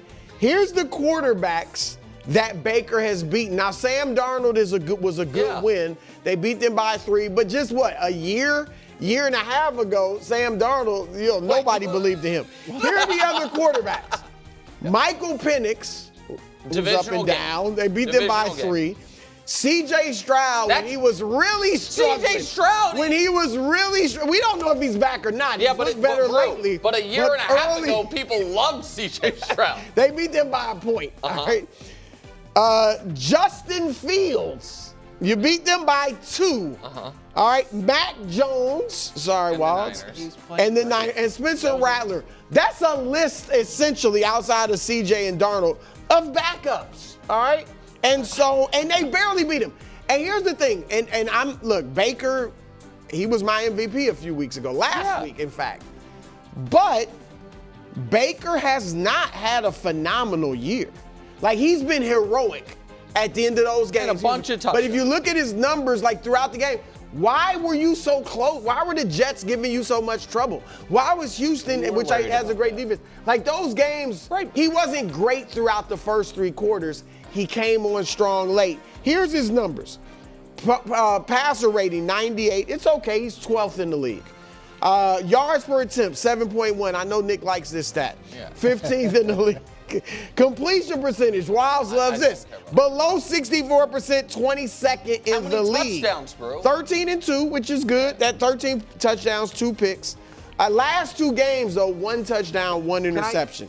We're going to find out who they are. Yeah, they have in a the tough next 3 weeks. Stretch. New England, Buffalo, the Rams. Yeah, we will find out in a hurry. Listen, Parco said they're going to go 0-3 in that stretch. I think that's crazy. Here's what I would say. 1-2 is my prediction. This is, and by the way, 1-2 would be fine given who they play the final 6. It'd be fine for their record, but it would tell us a little, where are they at? Yeah, but you're right. If they beat any of those 3, it's a good win. That felt a lot, KW, like a Mahomes Mountain critique. Like Baker's stats, the other team's quarterback stats. The Bucks are 6-2. They just got a great team win where the quarterback didn't play well and they won easily. New Orleans? That's a divisional game. Win. Yeah, holding it, they won 23-3. Spencer Rattler, who just got They benched. ended his career, exactly. Thanks to the Bucks. A little bit. They ended his career. Yes, he can. He just got benched. I know, but he got benched courtesy of the Bucs He saw defense. the Saints give the Patriots a scare. So he was good. Yeah, go ahead, exactly. I'm not Greg Jennings, but someone's got to ride for the Indianapolis Colts. Wow. I'd like to flip the Colts. I'll just flip them with the Bills, just because I don't believe in the Bills at all. Let's look at the ranks, the team ranks. And as you mentioned, the Bills have been just playing tomato cans. The Colts have, their quality wins, Broncos, Chargers, and the ridiculous loss against the Rams where we're giving away touchdowns. Not where, but I'm the Colts guy. Well, that's certainly not one of their quality wins. Well, they lost. It's a loss. I know, but I'm saying they have 2 quality wins. Yes, the Bills The don't. Bills' quality wins, and I know we can do it with a lot of teams. No, the Bills' quality win is don't have Baltimore. Oh, yeah. Yeah, I And mean, they got beat up most of that game. But go ahead. So the Colts are first in points, first in yards, 6th in defense, first in point differential by a lot, turnover differential second, which I'm always a little bit stressed about turnovers. Quarterbacks. At what point are we going to, and you hinted at it, we think that Sam Darnold escaped pumpkin mode, correct? We just saw him turn into a pumpkin. Close. Yeah, we literally saw him turn into a pumpkin. He's close, but not fully out of Literally. out of Pumpkinville. I think he's out. I think he's out of Pumpkinville. Daniel Jones is Go get one of these pumpkins. Daniel Jones is doing his thing here. I know Josh Allen is great, buddy, what is this? Can I just ask a question? Yeah. What is this graphic supposed to get me to believe? I'm not even being a smartass here. What am I, when I look at this graphic, what am I supposed to believe? Say it with Your chest. takeaways are supposed to be two things. Okay. Ready? Yeah. One, Daniel Jones is putting up better numbers than I thought. Takeaway two, Josh Allen, who is like right up there in MVP talks, is not having a statistically great as a year as I thought. Especially in turnovers. But again, 5 turnovers through 8 games or 7 games, I guess, is not a problem. What did he have all last year? 7? Right, and honestly, Six, and I understand he won MVP because of it. I don't know that that's the best version of Josh. But go ahead, I'll let you finish. It is what it is. The offense is humming through. I mean, we're not in week 3. At a certain point, we got to be like, oh, Daniel Jones is playing great. So I do. No. So here's, I guess, what I would say. I think everyone acknowledges Daniel Jones is playing great. Does that mean he is great? Does that mean the Colts are great? And this is the point that I was trying to make about Seattle. Seattle in week 1, which we just throw out for teams, I guess, lost a last-second game to San Francisco. Remember, like, that was the game they had Purdy brought him back, and then Darnold had him in position to win and fumble, and they lose. Since then, they've had a bye, so they're 5-1. Since week 1, when the Colts blew out the Titans, I think it was the Titans, the Colts are 6-1. And there is an element to me that is the standings obsession, that because the Colts have 1 loss and not 2, people feel obligated to say they are great. They are definitively a great team because they have the best record. If they were 6-2, no one, like the Seahawks, no one ever run be like, oh, that team's better than I thought it would be. That team's having a good year. And so but in fairness, Nick, their 1 loss was self-inflicted because a guy dropped the ball before he crossed the line. Coach, and one of their wins, they could be easily undefeated. Well, okay, but if we're going to play that game, Let's one of their wins, the game was over and they lost. Okay, so let's do this. Let's do this. And what Let's happened? take away the fake loss. Let's take away the fake win. Then they have and 1 just loss. be. Yeah, exactly. So I'm just saying that's where we are. We're going to be caught. 7-1. Yeah, no. That's right. It's not the standings. So right. And so I don't think the Colts, not only do I not think the Colts are better than the Bills, I don't think anyone at this table, if the Colts were playing the Bills in next week. I take them. Okay. All right. I mean, I certainly don't. If we get this game in the postseason, which we very well could. Love it. No matter where that game is, and it probably would be in Indy, I think the Bills will not only win, I think they will be favored in it. I just think people believe in the Bills. I believe they would be favored. And you refuse to let the Bills winning matter. You thought the Bills could lose to the Panthers. They beat them by 30, and your opinion of them is totally unmoved. Well, they do have a terrible winning percentage against their opponent. Yeah, but so does the Pats, who he loves. Hey, we can't make our schedule. Exactly. We played the Bills, though. The Bills make their schedule. Yeah. Is this next must-win a must-win for Chris Broussard? Last night, Vladdy Jr. and the Blue Jays battled back to tie the World Series at 2 games apiece. Now they're going to square off against Ohtani and the Dodgers. Blake Snell on the mound. Pivotal Game 5. Coverage begins tonight at 7 p.m. Eastern, 4 p.m. Pacific if you're on the West Coast. Only on Fox. Can't wait. Right now, well, it's a very, even in the pre-production, feisty version of must-win. What must-win game should we do? Here's the problem with the pre-production.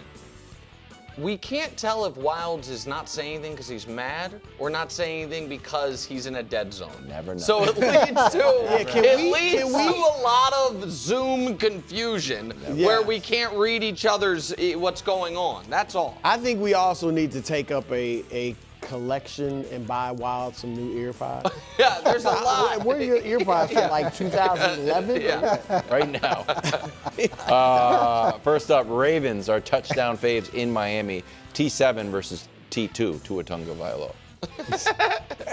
Ravens defense this season, first 5 games, not good. Last 2 games, very good.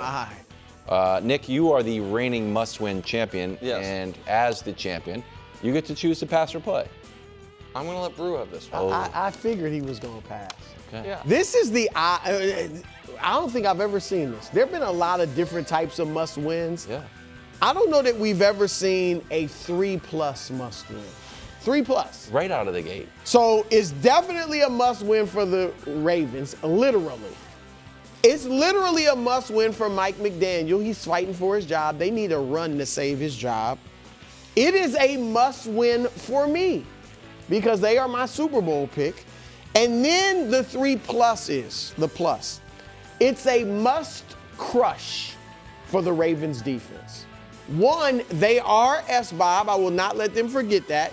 They can't win a Super Bowl or get there with that defense playing poorly like it did in the first 5 games. They have to continue to build on what they've done last 2 weeks. And they must live up to T7. The toy toss that transformed the tacklers. So that is your 3+ must win. A lot there. Thank you for your point. You know, this question to me is slanted because is this a must-win for Brew? And I don't have all the theatrics that Brew has You don't? with his Ravens.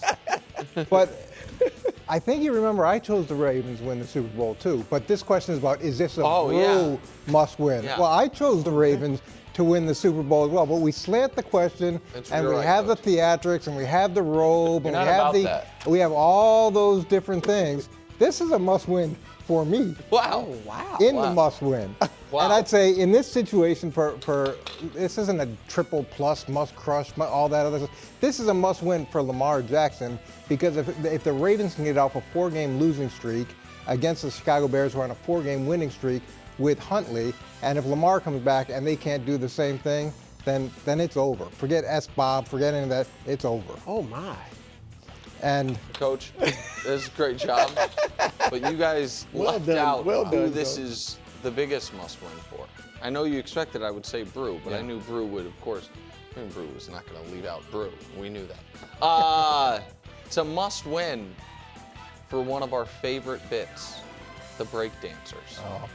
If the Dolphins win, the breakdancers, not only do they stay alive as far as the Dolphins' potential relevance there, they might get called in for Friday in Ravens garb if the Dolphins can beat the Ravens. I bet they would. On the other hand, if the Ravens win and it does signal the end of the Mike McDaniel era, the breakdancer bit is probably just gone, and we'll never see those fellas again. So it's a must-win for 3 of our favorite show contributors whose names I do not know, the breakdancers. Holy cow. Before I give my answer, since everyone did a comical bit, I am going to have to do the analysis to give this thing some meat. Tough one. 2 is 1 and 4 on Thursday nights. Just that. Nick actually takes the victory. You know what else? He can't beat good teams. The pendulum swung a little bit too far on that one. Okay, let's just. Chiefs I thought it was good, Coach. Field goal underdogs in Buffalo. Now this is T6 versus Josh Allen. Rare matchup where neither team is in first place in their division. In the previous 9 matchups, I didn't look it up, but it just felt like it. Felt like they're always in first place.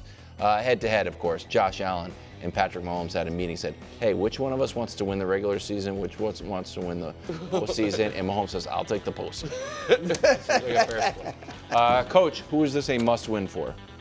yeah, this is definitely a must-win for Allen. So the Bills have only beaten one team with a 500 record. We talked about that last segment, how poor their opponents have been. He's got 4 picks this year versus 6 last year. He's got 4 fumbles this year versus 5 fumbles last year. And he's reaching those numbers through 7 games versus 17. So that's problematic. New England's won 5 straight, and May, you could argue, is looking like Josh Allen 2.0. So you don't want to get. Does that mean better or just newer? A little bit of both. A little bit of both, potentially. Nick used to thought a little bit of both, potentially. Yeah. No, so the other way. It's pretty rough if you're going back on the roller coaster, and then the young kid down the road is suddenly becoming the Superman of the division. Wow. Love it. Good stuff, Fantastic Coach. job. That was very good. Bruce gonna go. Clockwise. What? It's You Bruce. fell for that? You told him to go? You skipped me. Gosh. You skipped me. This It goes clockwise. I was supposed to go. No, Nick he passed. He passed and gave it to me. Yeah. But that You doesn't went take first. away my chance. but you went I should have first. had the double first. He's right. You don't get a double The first. double first. I should get some He's right. points. You docked me. If you go Go ahead, first, If Brew. you defer in Go, the NFL Brew. game, you don't not get have a gone bonus. second. Nick not have deferred. gone second. Nick I'm deferred. sorry. He's right. Brew, you're obviously No, right. you're Go not. ahead. We're going to get Wrong. crushed. Never do it. Go ahead. Go ahead. I got a good one. Go. I hope so. Please. Well, it's the double must win. All right. The Chiefs, they're the 7th seed right now. All right. If all this talk about they're back and they're about to win the championship better than last year, they're the 7th seed. Yeah. And if they're in a tough division, Yeah. they're 3rd in their division. So if they need to keep winning, they got a tough schedule going forward. Yep. Several good teams. So you can't just, you got to get into the tournament. Sure. So they can't lose that. And then for the Bills, I get it that, you always beat the Chiefs in the regular season, so what's the big deal? Oh, the big deal is you haven't done jack this year. All right? No, I mean, they have not beaten a winning team. No. They're 0-1 against winning teams. Your Patriots. Where have we heard that? And here's the thing, Coach. They think they've turned the corner.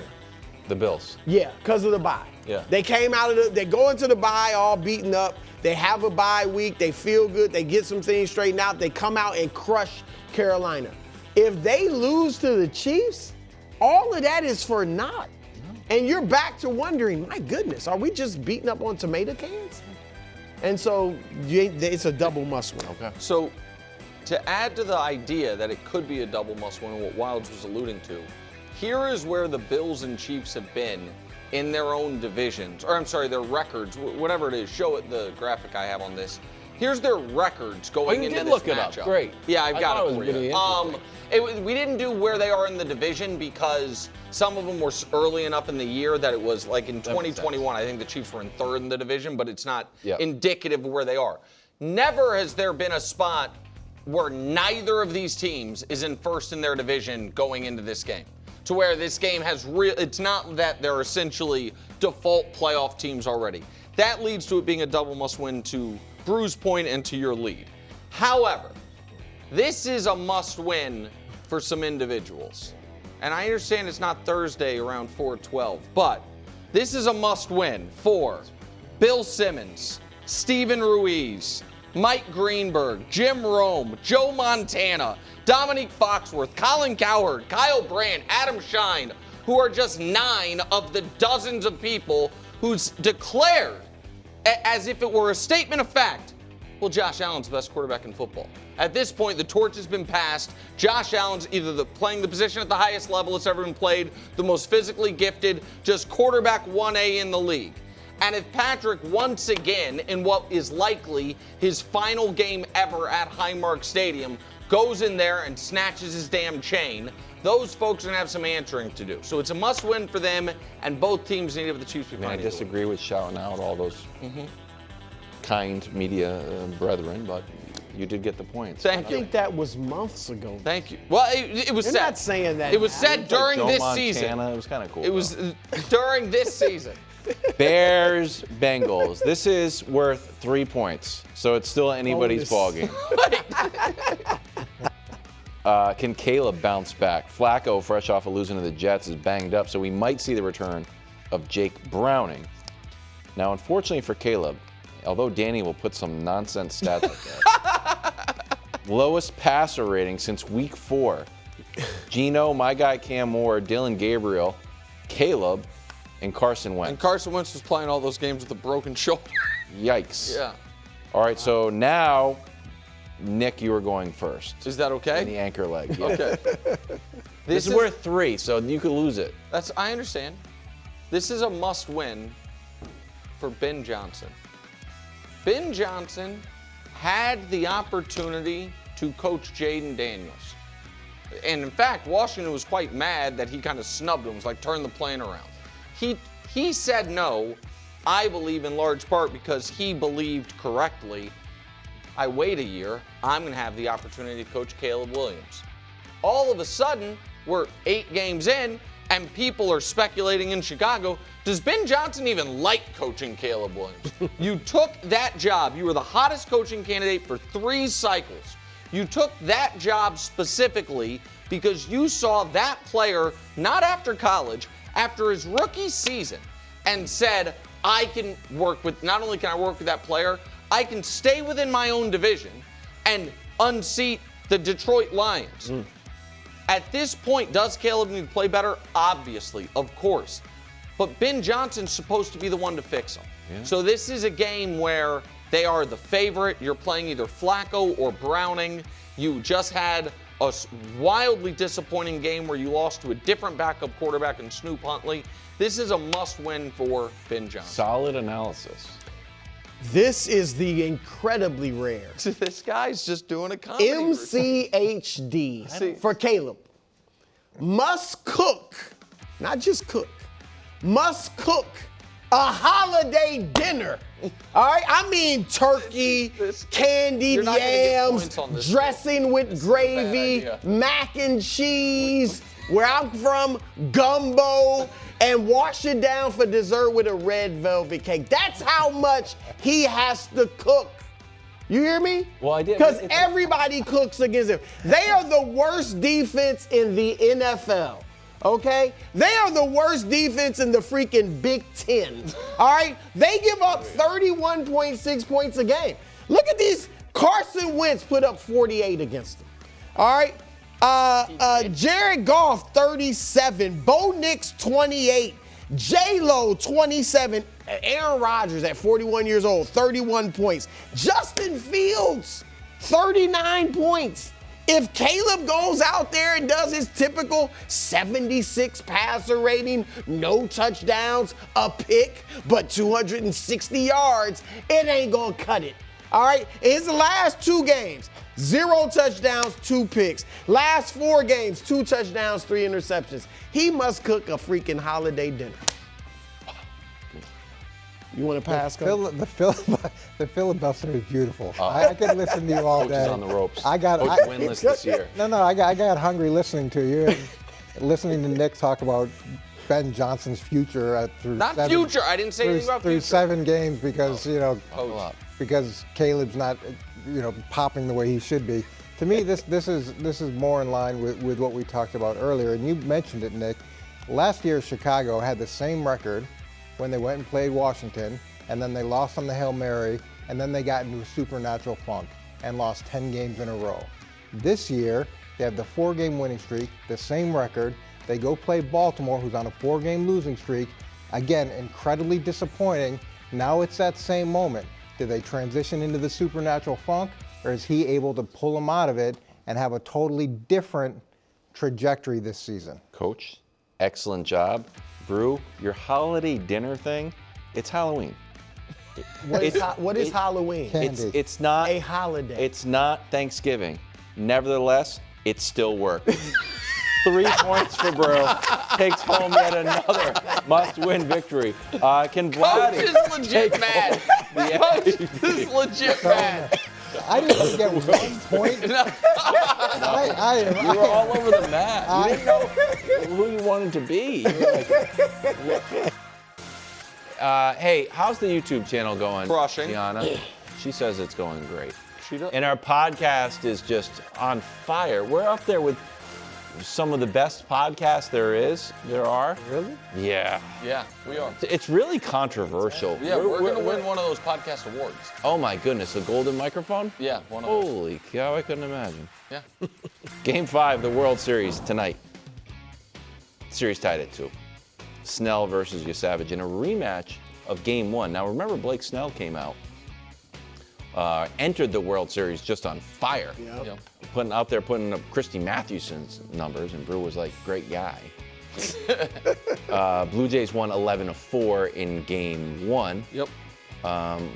Who has been your MVP so far of this series?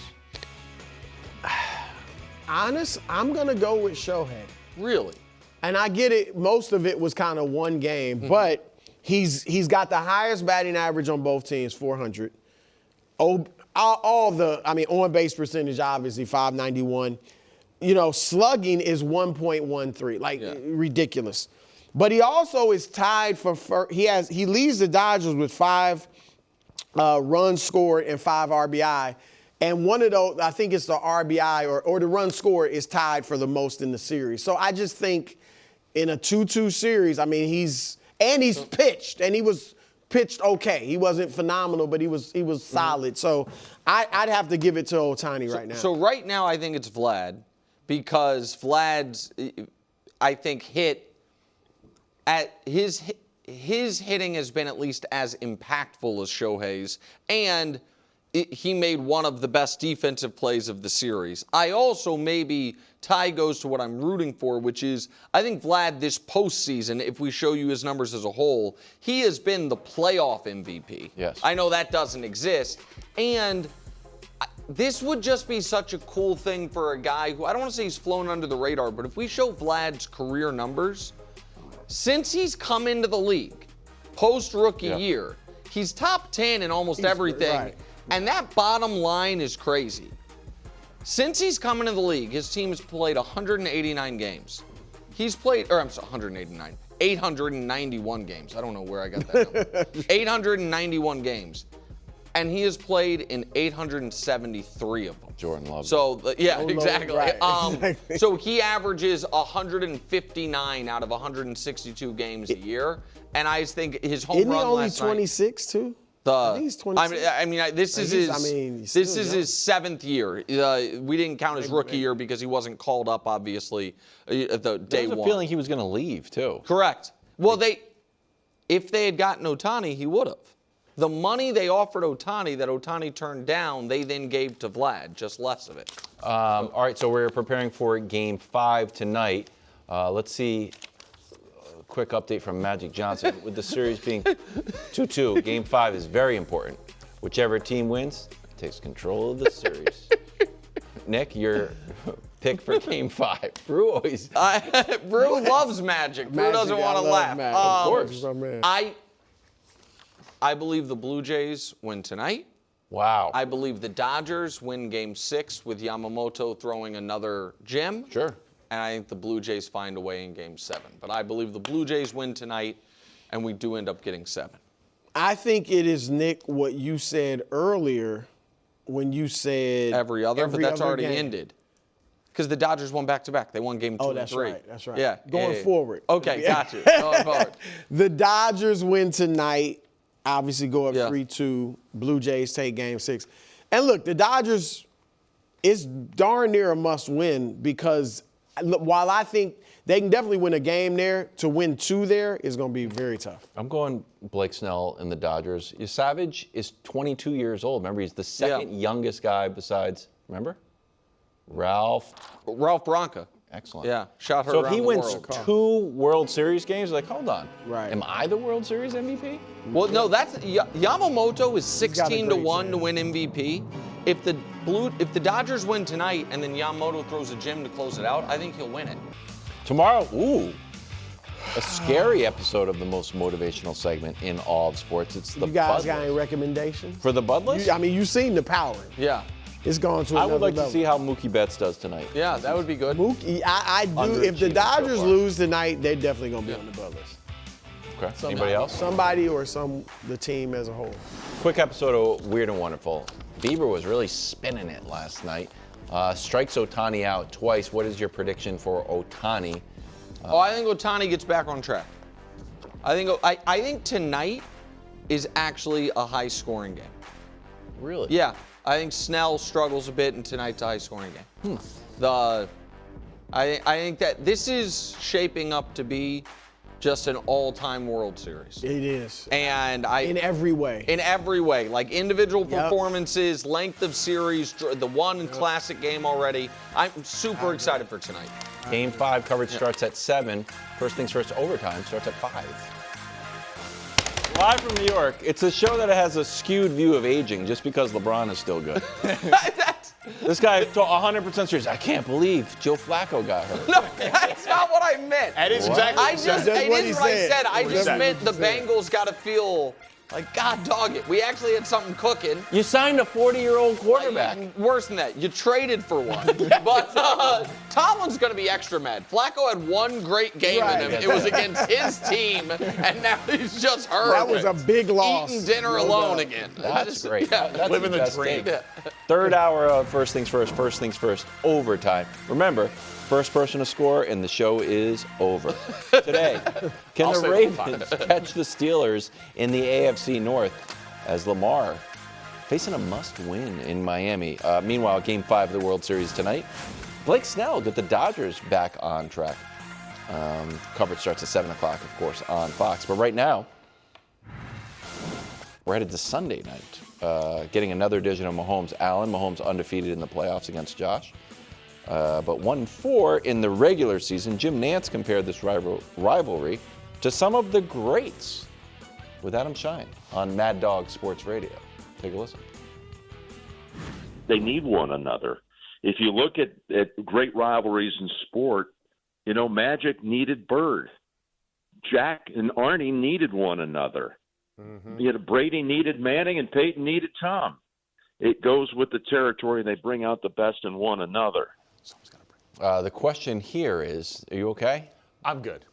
This guy's freaking out about his briefcase. I don't blow my spot. You're supposed to be paying attention to the Jim Nantz. I heard it, and I loved how upset it made Gosh Nick. darn it, these stats aren't going to be cool. I backed my stats. What can the Bills prove with a victory?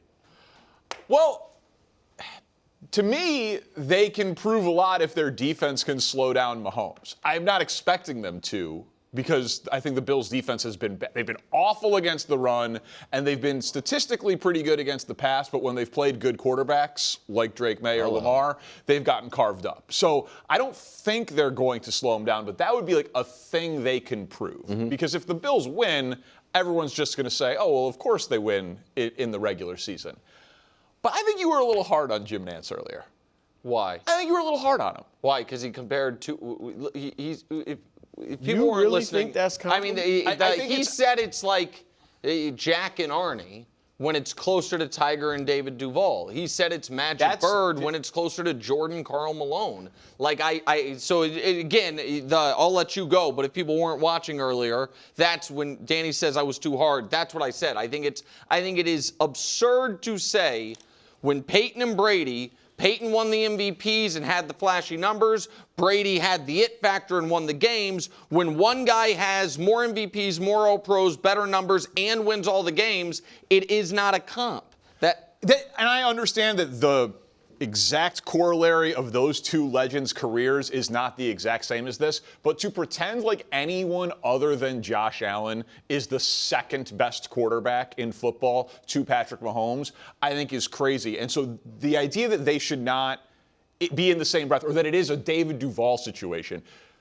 Josh Allen is a much better quarterback than David Duval was at golf. Well, we don't have to do the golf thing. Wilds is going to I know you're going to go insane, but I'm just... What'd he say about David Duval? Honey, they're talking David Duval. I know, it's going to upset me. But just like the idea that he doesn't deserve to be in the same breath as Patrick Mahomes when Josh Allen's best is basically Patrick Mahomes. Doesn't he have to beat him sometimes? Doesn't he have to get more accolades than him at some point? At some point, for sure. But I'm just curious. If Harrison, they've been in the league a long time. If Harrison Butker would have missed the kick in the 13-second game. I mean, but it that's didn't not happen. But it's not a Josh Allen. But that's the only game. Hold on. Wait. That's hold like on. saying if Paxton or Kerr misses the jumper and Jordan doesn't win those finals. It didn't happen. But here's the problem with that example.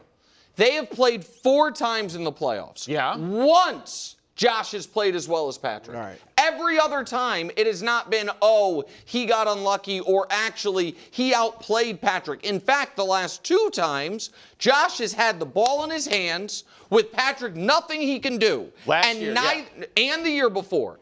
Neither time did Josh come through. Neither time. The first time they played, he got blown out. The third time he played, he had the ball down 3, chance to keep Patrick off the field, got to the fringe of field goal range to tie it, leaving Patrick time, and he missed. And the next time, got the ball down 3, and was doing the shake, I'm ready for this moment. There was 3:33 left on the clock. and they got 17 yards and got 0 points. One time he played as well as Patrick, and we can say got unlucky, but that was the divisional round. And he did get unlucky. And the one year they didn't get to play was because Josh couldn't win a home game against Joe Burrow in the snow. Like, they are not comparable in any way. The idea, Josh has played Patrick 10 times, right? Regular season and postseason. And Josh has 24 touchdowns against 5 turnovers. Okay. That's incredible. Like, the idea that the second best loses to the best means that is a reason to tear down the second best. No, he's just saying they're not, from a historical standpoint, they're not comparable.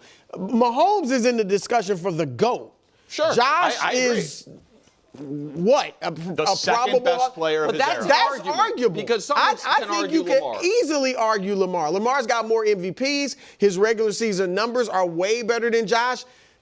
I would say Lamar's a better runner. I guess that's arguable, but obviously they're both better. They can run and he's not as good as these guys, but Jalen has been more of a rival for Mahomes than Josh has. Nobody thinks that Jalen Hurts is a better player. No, than Josh Allen. but if they were to meet again in the Super Bowl and Jalen beats Mahomes again, that becomes a rivalry. Even though we know Jalen's not as good as Mahomes or as Josh Allen or Lamar, he still would be winning Super Bowls against Mahomes. Since 2020, we can show it.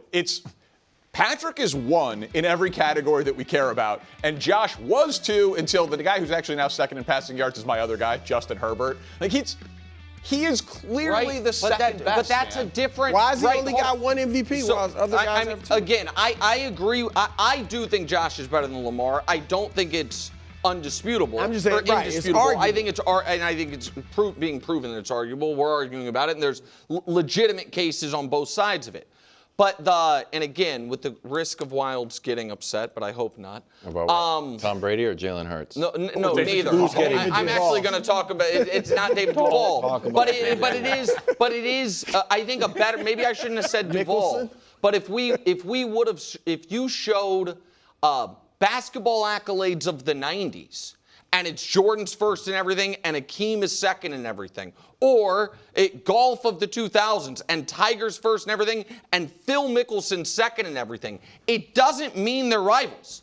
And so, there are certain times in sports where one guy ascends past all of his contemporaries. And I understand for Nance and Romo, it is honestly probably a little frustrating that it is the same story every year. And for everyone in the media, I know it's frustrating because it is a race, like a giveaway at Toys R Us to the front of the line every September to be like, nope, Josh is better. I'm first to market. Josh is better.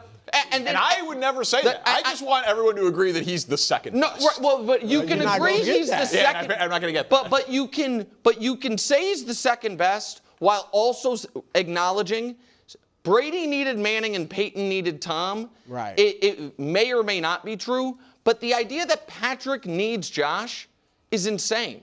If we were to list, and this is the biggest knock on Josh, and that I think is hard to account for even while saying he's the second best quarterback in the league. If we were to say, hey, what are the 5 greatest moments of Patrick Mahomes' career? They're very disparate. You know what I mean? It's a bunch of different teams. It's a bunch of different settings. I agree. If we say, what are the greatest moments of Josh Allen's career? It is 1 playoff loss, a bunch of regular season highlights, usually with his legs, and some blowouts in the wild card round of the playoffs. That's it.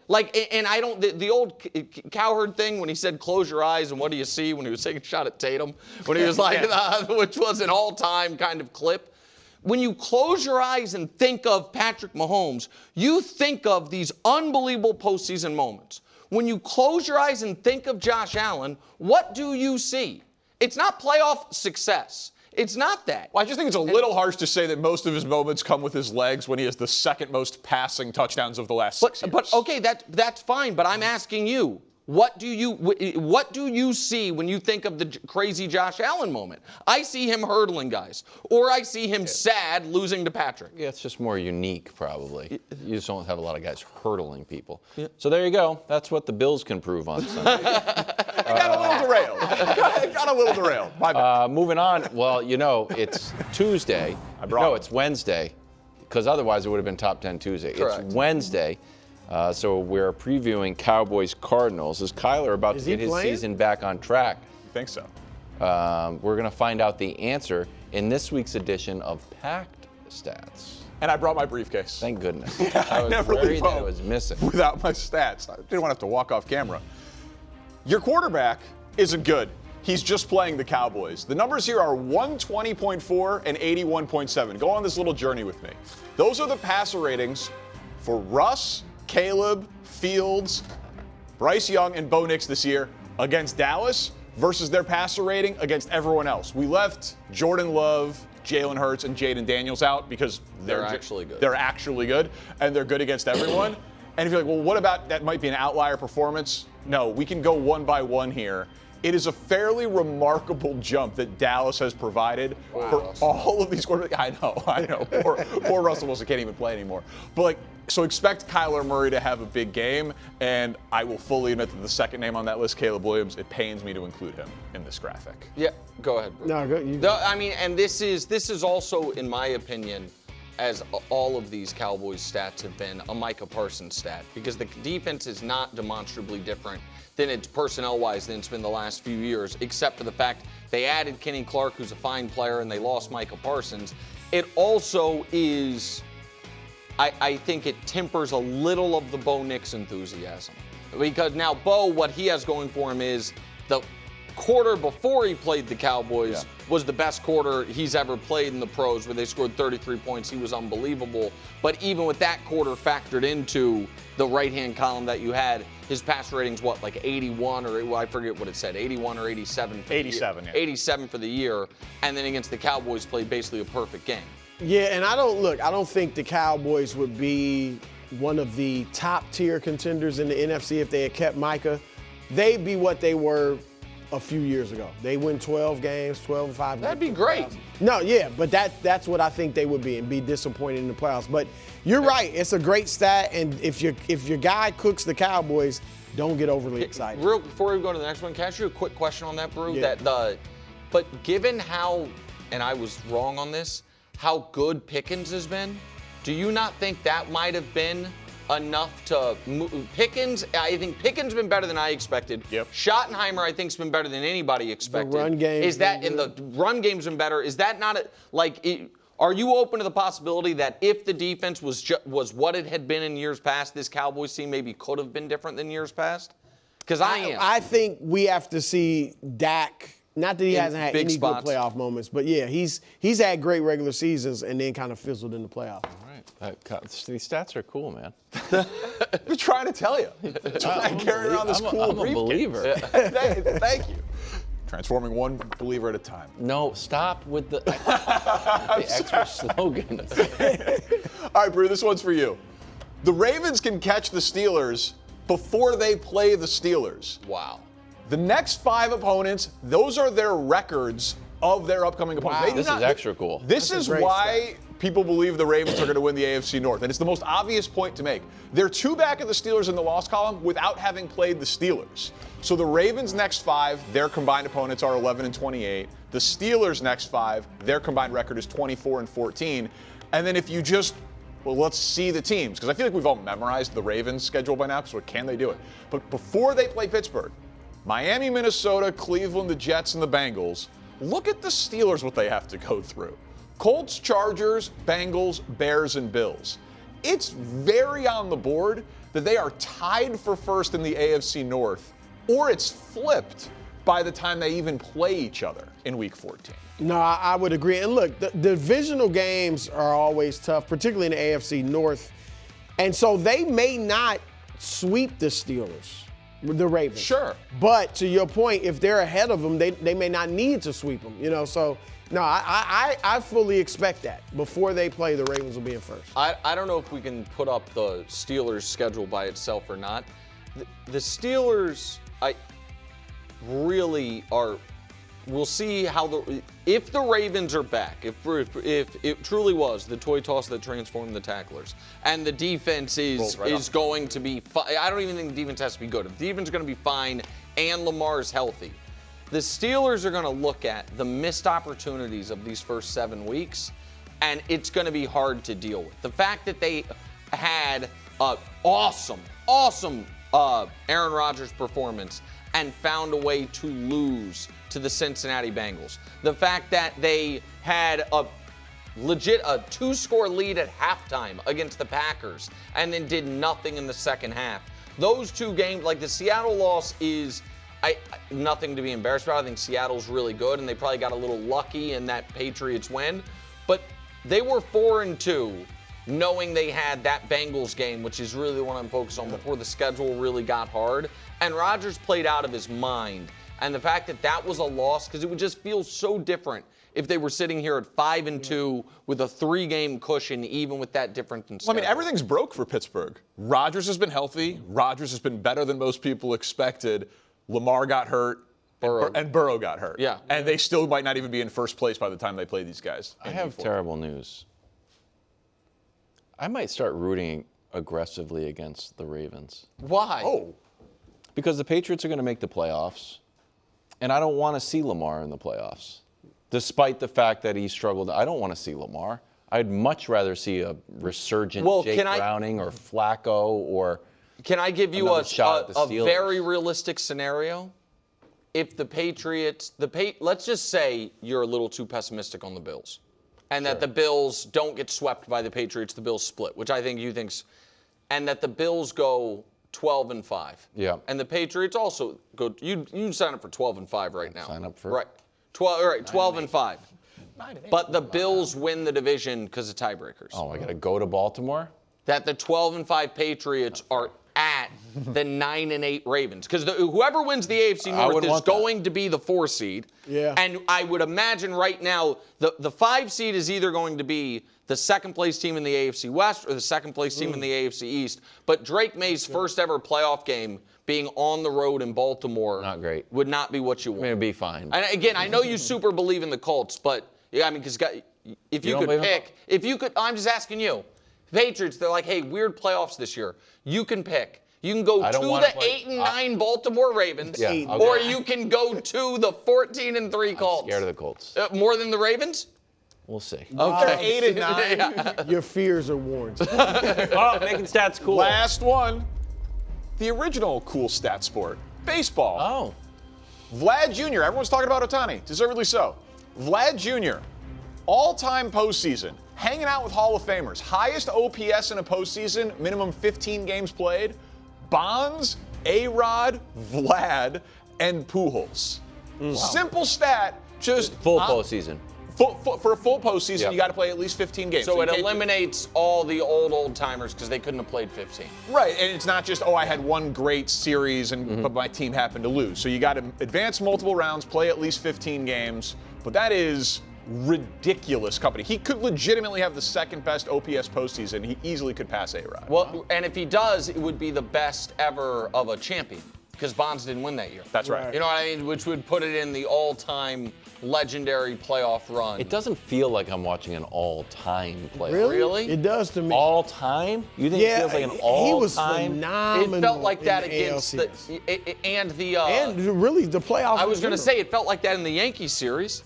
In the Yankees series, it felt like Vlad was terrifying. The ALCS, he was unbelievable. If you have an OPS of 1,300, it has to feel that way. Yeah. Like, you know what I mean? It's almost impossible to just acquire those numbers and not hit the ball over the wall. Yeah, it feels that way. Well, it doesn't. Okay. It doesn't all time. I just, all right. Just telling you. It doesn't. All right. That's stats. Stats are cool. I don't know what to tell you. Stop telling me they're not. Coming up next is Aaron Rodgers. Going to have a big bounce back game. Or is it time for Daniel Jones to light up this poor Steelers defense? Find out next. This is the matchup I wanted to see.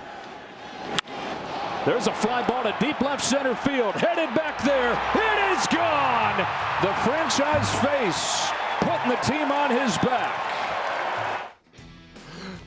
That face from Shohei Ohtani. Oops, I've made a mistake. The Blue Jays tied the World Series last night at 2 games apiece. Vlad with the homer there on Shohei.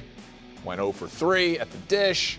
Willie and I picked the Dodgers. Coach, congratulations on your correct pick. Where's the chain? You got to wear it. You got to bring the chain out. When I wore the chain the first time. Oh, okay. So it's superstitious already. Not that superstitious, but why chance it? It's not causal, but it might be. All right, gentlemen. Willie, surprised? We were wrong last night. You surprised the series is tied at 2? Yeah, I am. I thought this was going to be a game where the Dodgers showed up, and they simply didn't. You could see Ohtani running on fumes. He didn't have a great day on the mound and struggled at the plate. But, and I consider him a demigod. But my real question is, where's the rest of the lineup, man? Where is Betts? Where's, Andy Page is not giving him anything. So now they're going to pitch around Ohtani simply because the rest of the lineup is asleep. And I'm worried about him, but I'm still going with the Dodgers, man. Coach? Yeah, I am shocked. I'm shocked that this isn't 3-1 Toronto. That's what I'm shocked by. All right. They should have won the night before and had plenty of opportunities to do that. And throughout this series, everybody's talking about how this was going to essentially be a walkover, and then they're going to win. It's going to be win 5, win 4, the whole thing. But the consistent thing with Toronto is they're resilient, and we're seeing it night in and night out. And even when they get the wins, LA's got to do everything they can to squeak it out. So I'm going to call my shot on this as a very annoying opinion. Like, you guys are not going to there's no baseball playoff result that is surprising. Because it's the ultimate sport of sample size, right? You play 162 games. The best teams make the playoffs. And then it's completely random who wins. So, it's completely random. If you started this series over tomorrow and it was 0-0, the Dodgers could sweep in 4. The Blue Jays could sweep in 4. It's just you take a huge sample size sport and then you're all right, best of 7, and that's why playoff baseball is awesome. That's why the intensity is so crazy. So, am I surprised? No, anything can happen in playoff baseball. All right, Coach, got some picks? Ready to pick this game? I got a shocker. You want to shock us? Toronto? Maybe? Oh, maybe wow. Toronto? Okay. Willie, let me guess. Yeah, I'm going with the Dodgers, man. I feel like they're going to have some pride and rally.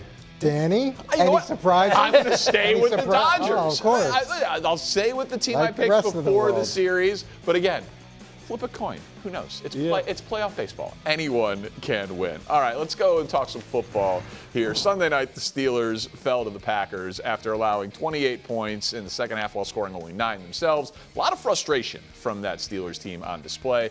Mike Tomlin was asked about the adversity the Steelers faced in the game and looking ahead to the best offense in football so far this year. They've got the Colts on Sunday. Here's Mike Tomlin. We're certainly being critical of ourselves, and we're utilizing that as fuel as we prepare for our next opportunity. The first component of fixing it is acknowledging it.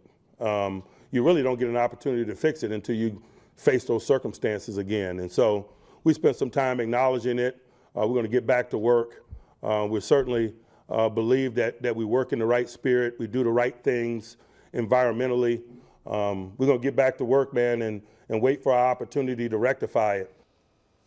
So the question, gentlemen, is if the Steelers can get back on track against the Colts. And I just think this is it's a terrible time for the Colts to pop up on your schedule. Maybe earlier in the season, maybe if the Steelers defense figures it out. But the Steelers defense at this point, we're basically halfway through the year. They're the 27th ranked defense in football. And they're playing the #1 offense in football. Maybe the Steelers will be a little better. That's obviously on the board. But I don't think they go from what we've seen from them for a couple of months to playing the best offense in the league and all of a sudden shutting them down. So I don't think this is a get-right spot for your Steelers. Yeah, I think I was blinded by loyalty. I knew the Steelers' defense has been playing broken and they look broken. I just didn't know they were that bad. I have a graphic to throw up right here. This is, listen, you talk about they've given up 30 points plus 4 times in 7 games. And I'm looking at the quarterbacks who they did, Fields, Darnold, Flacco, Love. This isn't Goff, Allen, Stafford. These are guys who are B-level quarterbacks, and this defense has pretty much underperformed the whole way through. So now I'm saying to myself, if the Steelers' defense is broken, that means Aaron has to do more. This offense needs to do more. They're going to bracket DK. So who's the number 2 receiver? It has to be Jonnu Smith. He has to be the guy that they have to lean on when DK is erased from the field.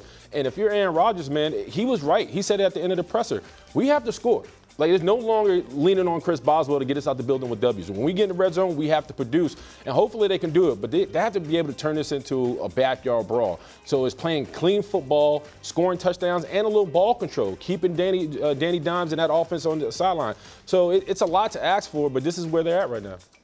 Yeah, I don't think it's to fall on Aaron Rodgers. I don't think it's to fall on a 40-plus-year-old quarterback who's the first year with the team when you've got the highest paid defense in the league and you've got one of the most mature defense in the league. And if you pull up some of the clips from last game, the issue was sometimes effort. Wow. And sometimes really poor tackling. And right now, the Steelers are third in the NFL in missed tackles. Mm-hmm. And you never are saying that statistic in relationship to the Steelers.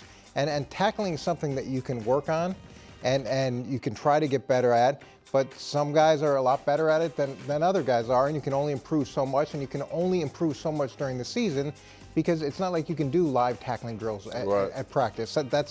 And then the effort part, Mike Tomlin's going to get that right, and I do think the pride of the guys that are in the room will get that straightened out.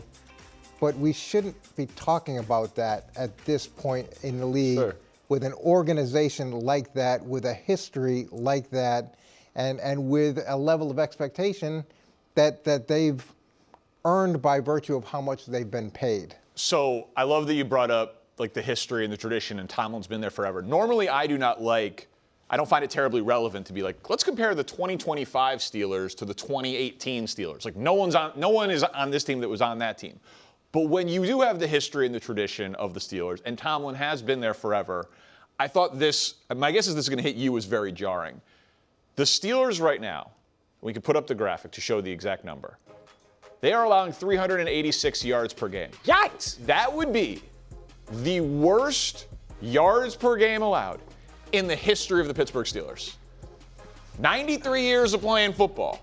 This would be, with the highest paid defense in the NFL, with Mike Tomlin, it would be the worst defense in the history of the Steelers franchise. And those plays that you showed, bad effort, bad tackling, like I buy in that that's a huge piece of it.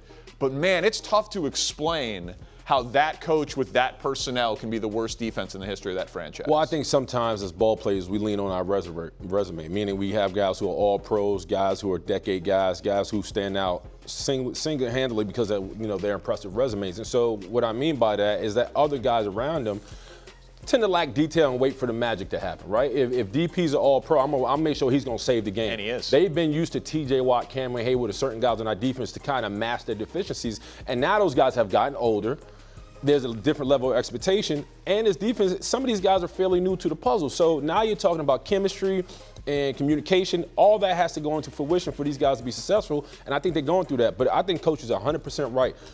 Effort and attitude, you shouldn't have to coach. That's something you show up every day to work and got to be able to display. So the fact that we aren't seeing that, and they are a poor tackling team, this is why you do have these leaders in the locker room say, hey, man, there's some things we can control, there's some things we can't control. Showing up and being the Pittsburgh Steelers we can control, and they need to do a better job at that. And one of the problems of having an older team is as you get to this point in the season, there is wear and tear, there is 100%. Fatigue that hits totally different than when you've got a younger group, and typically that group can rally when you get close to the playoffs because they see the end in sight. So they pick it up. Yeah, it's this middle of the season part, and where you really are going to have to pull yourself out of it deliberately. And you're right, Coach. And I know you got to go DP, but I'm saying the issue right now, when you have the Colts and you have the Chargers ahead, we all know the back five of this schedule is brutal for the Steelers. So you can't afford the losses they've already taken, and you got to start picking up momentum. Because look at that. You're talking about Baltimore week 18, talking about the Browns at 7. The Browns are always going to fight them scrap, but the Lions, Dolphins, talking about the Bills and Ravens, like that back five, that back gauntlet gets nasty for the Steelers. So this is where if you're Mike Tomlin and his team, like, hey, man, we're out of lives right now. We got to go. Like, there's no coming to save us. We're all we got. So we got to pick it up. Third most missed tackles in football with Jonathan Taylor and the Colts offensive line coming to Pittsburgh. Probably a bad resume. The Lions, who they'll play in December, they got a game against Minnesota this weekend. Coming off the bye, hosting the Vikings, 1 o'clock on Fox. The Lions are 5-2, the favorites to win the NFC. Here's their head coach, Dan Campbell. I really believe we hadn't played our best ball yet collectively, you know, in all three phases. And that's really what we're trying to get to here, man, is, man, how can we sharpen ourselves? We know it's going to take every phase. Every game's different, and one unit may have to pick up the slack, but, man, we need to start playing complete ball across the board. I think that the league definitely should fear the Lions. I mean, if they had serious changes on the interior of their offensive line, offensive coordinator, and defensive coordinator, and they're still 5-2. And they have still shown a very high capability on both sides of the ball. Like, they just gave Aiden Hutchinson $180 million. Well deserved. Well deserved. He's been amazing. Like, we talk about how there's questions with every team in the league. The Lions, to me, are on the short list of teams with the fewest questions, Coach. Yeah, and the point you made initially is with the new coordinator on offense and new coordinator on defense, how is that going to gel? How quickly can they get on the same page and be able to move forward?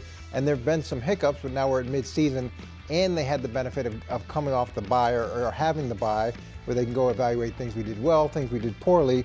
But you look at some of the other key stats outside of the traditional ones: 5th in giveaway takeaway, 5th defensively in sacks, 10th offensively in giving up and allowing sacks, 5th in time of possession, 5th least penalized team, 4th in red zone offense, 1st in red zone defense. So there's a lot of things outside of total points given up or total yards that they're doing really well, which makes them extremely dangerous. Yeah, what I love about the Detroit Lions, man, this was a team that used to ask for respect. Now they send invoices, right? Now they're like, listen, we coming to beat you up. And outside of the Chiefs, man, I feel like they've gotten consistently better and hungrier. You talk about the arsenal in which they have with Gibbs and Montgomery and Laporta and Tesla. All these guys are focused on one goal: getting to the Super Bowl, right? They don't have the A.J. Brown problems like the Philadelphia Eagles have. No. All these guys want to do is win. And so if you're Dan Campbell, man, when you got both sides of the ball humming, you have to feel good that you can step into any stadium, play your brand of football, and walk out the building with the W.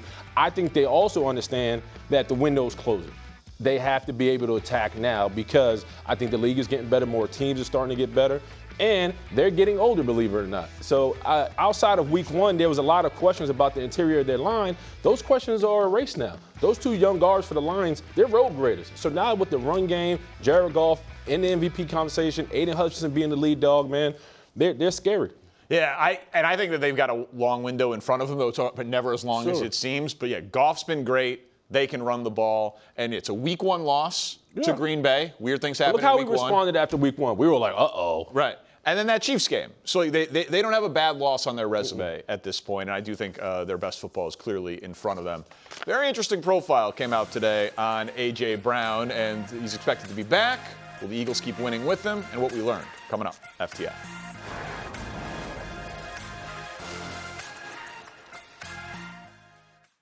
Welcome back. We've seen A.J. Brown's frustrations with the Eagles offense come through in a variety of manners. Videos of him on the sideline, reading books, Instagram posts, and now Brooks Cabina wrote a fascinating profile of A.J. Brown at The Athletic, and among other things, he had this quote: "You may see a little frustration. It's because I really want to contribute. I really want to help this team win. But if I'm not getting the ball, obviously it's not as fun. Obviously I want to win, that's the main goal, but I want to help. I want to do my thing as well, and so it's a little toll here and there sometimes." Now, there was a lot in this story. I thought it was a great profile, and I'm a bleeding heart. I'll admit it. I'm an empath. Like I came out of reading that story having empathy. Yeah. Why? So he talked about being a child of separated parents and how that made him struggle with relationships, both personal and with friendships. He said he doesn't have friends because it's too much to put on these other people. He said he had suicidal thoughts that he had to work through. Like he talked about the things that make him and make all of us vulnerable, complex human beings. Mm-hmm. And he gets joy out of doing his job really well.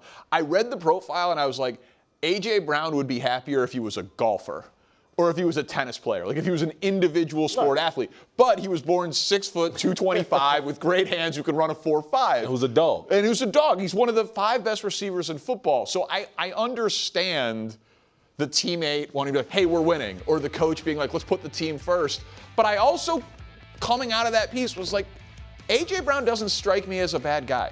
He strikes me as a guy who loves destroying the man across from him because that means that he did his job, and he believes if he does his job, he will help his team win. Yeah, there were a lot of things in that piece where you did feel empathy, and I thought it was thoughtful, and I thought it was sincere.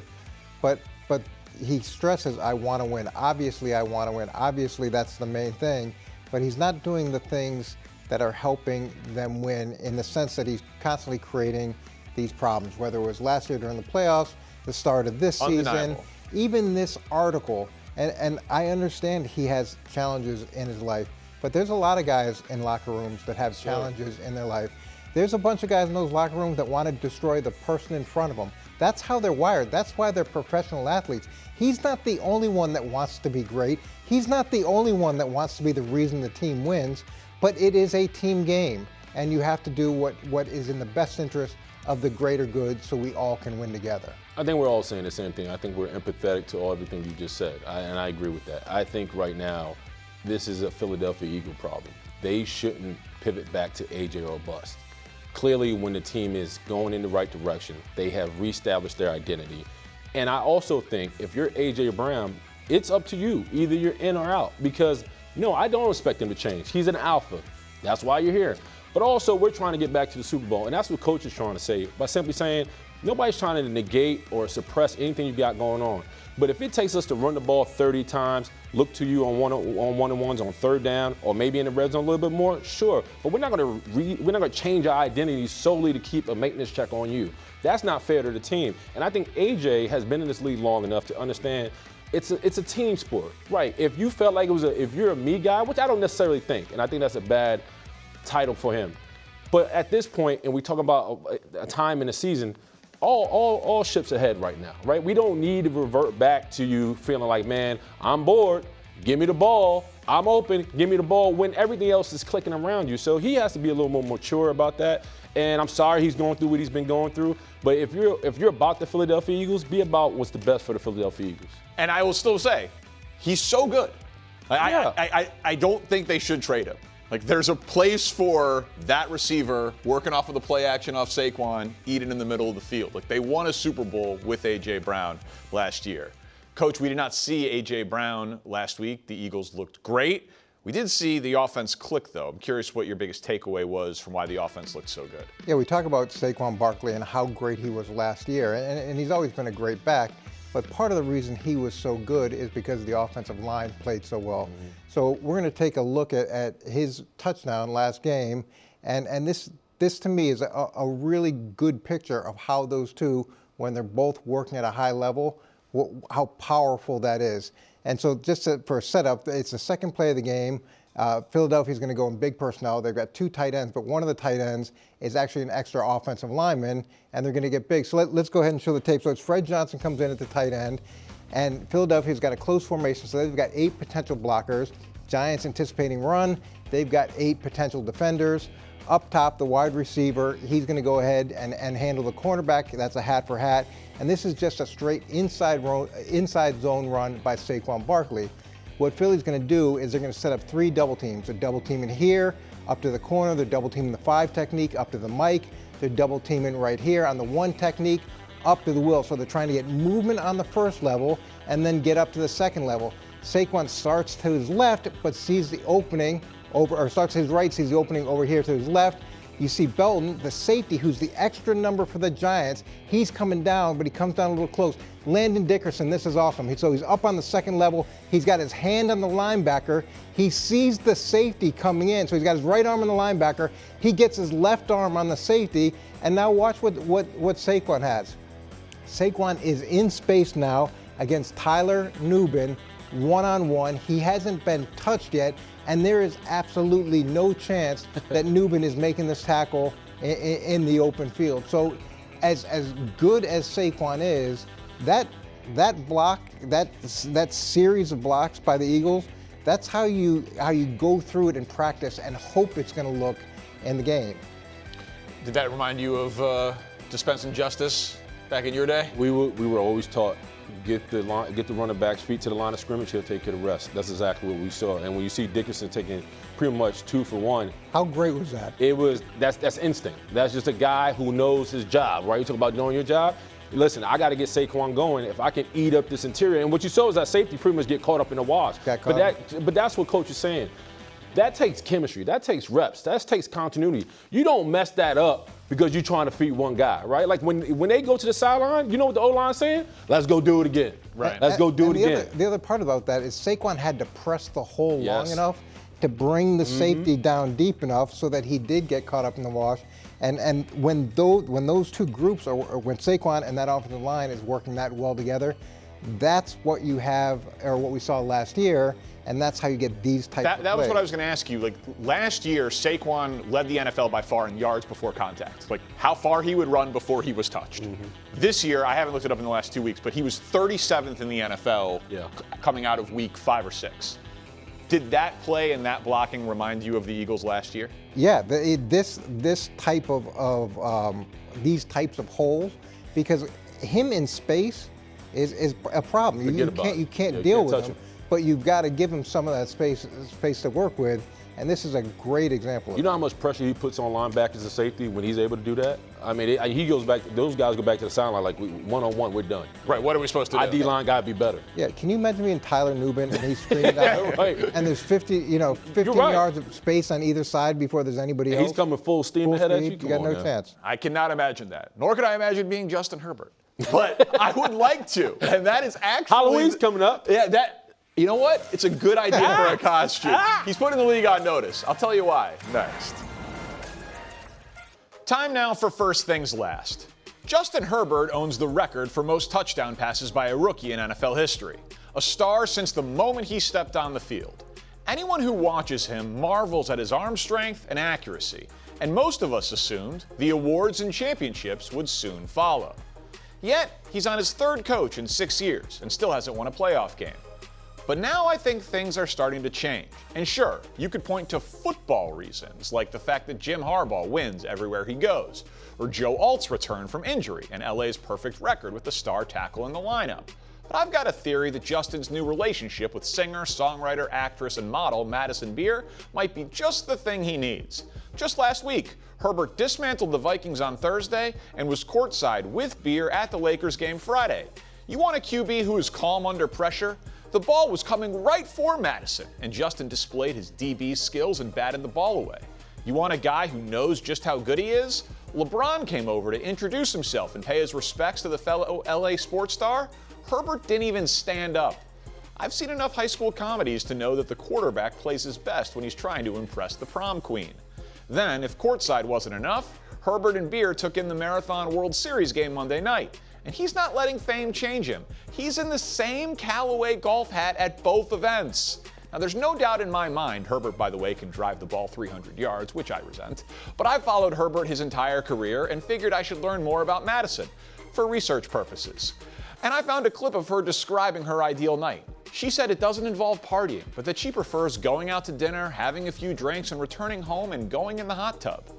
So to recap, Justin Herbert has a rocket for an arm, a winning coach, a 9-figure contract, and a wildly talented and beautiful girlfriend who wants to go to games and go home to the hot tub. I wonder if he's happy. And if he is, happiness usually leads to success. So the rest of the NFL better watch out. Oh yeah, eat your heart out, Colin Cowherd. I saw that exception you made for my guy Justin. Looks good on him, doesn't it? We'll be back tomorrow on First Things First.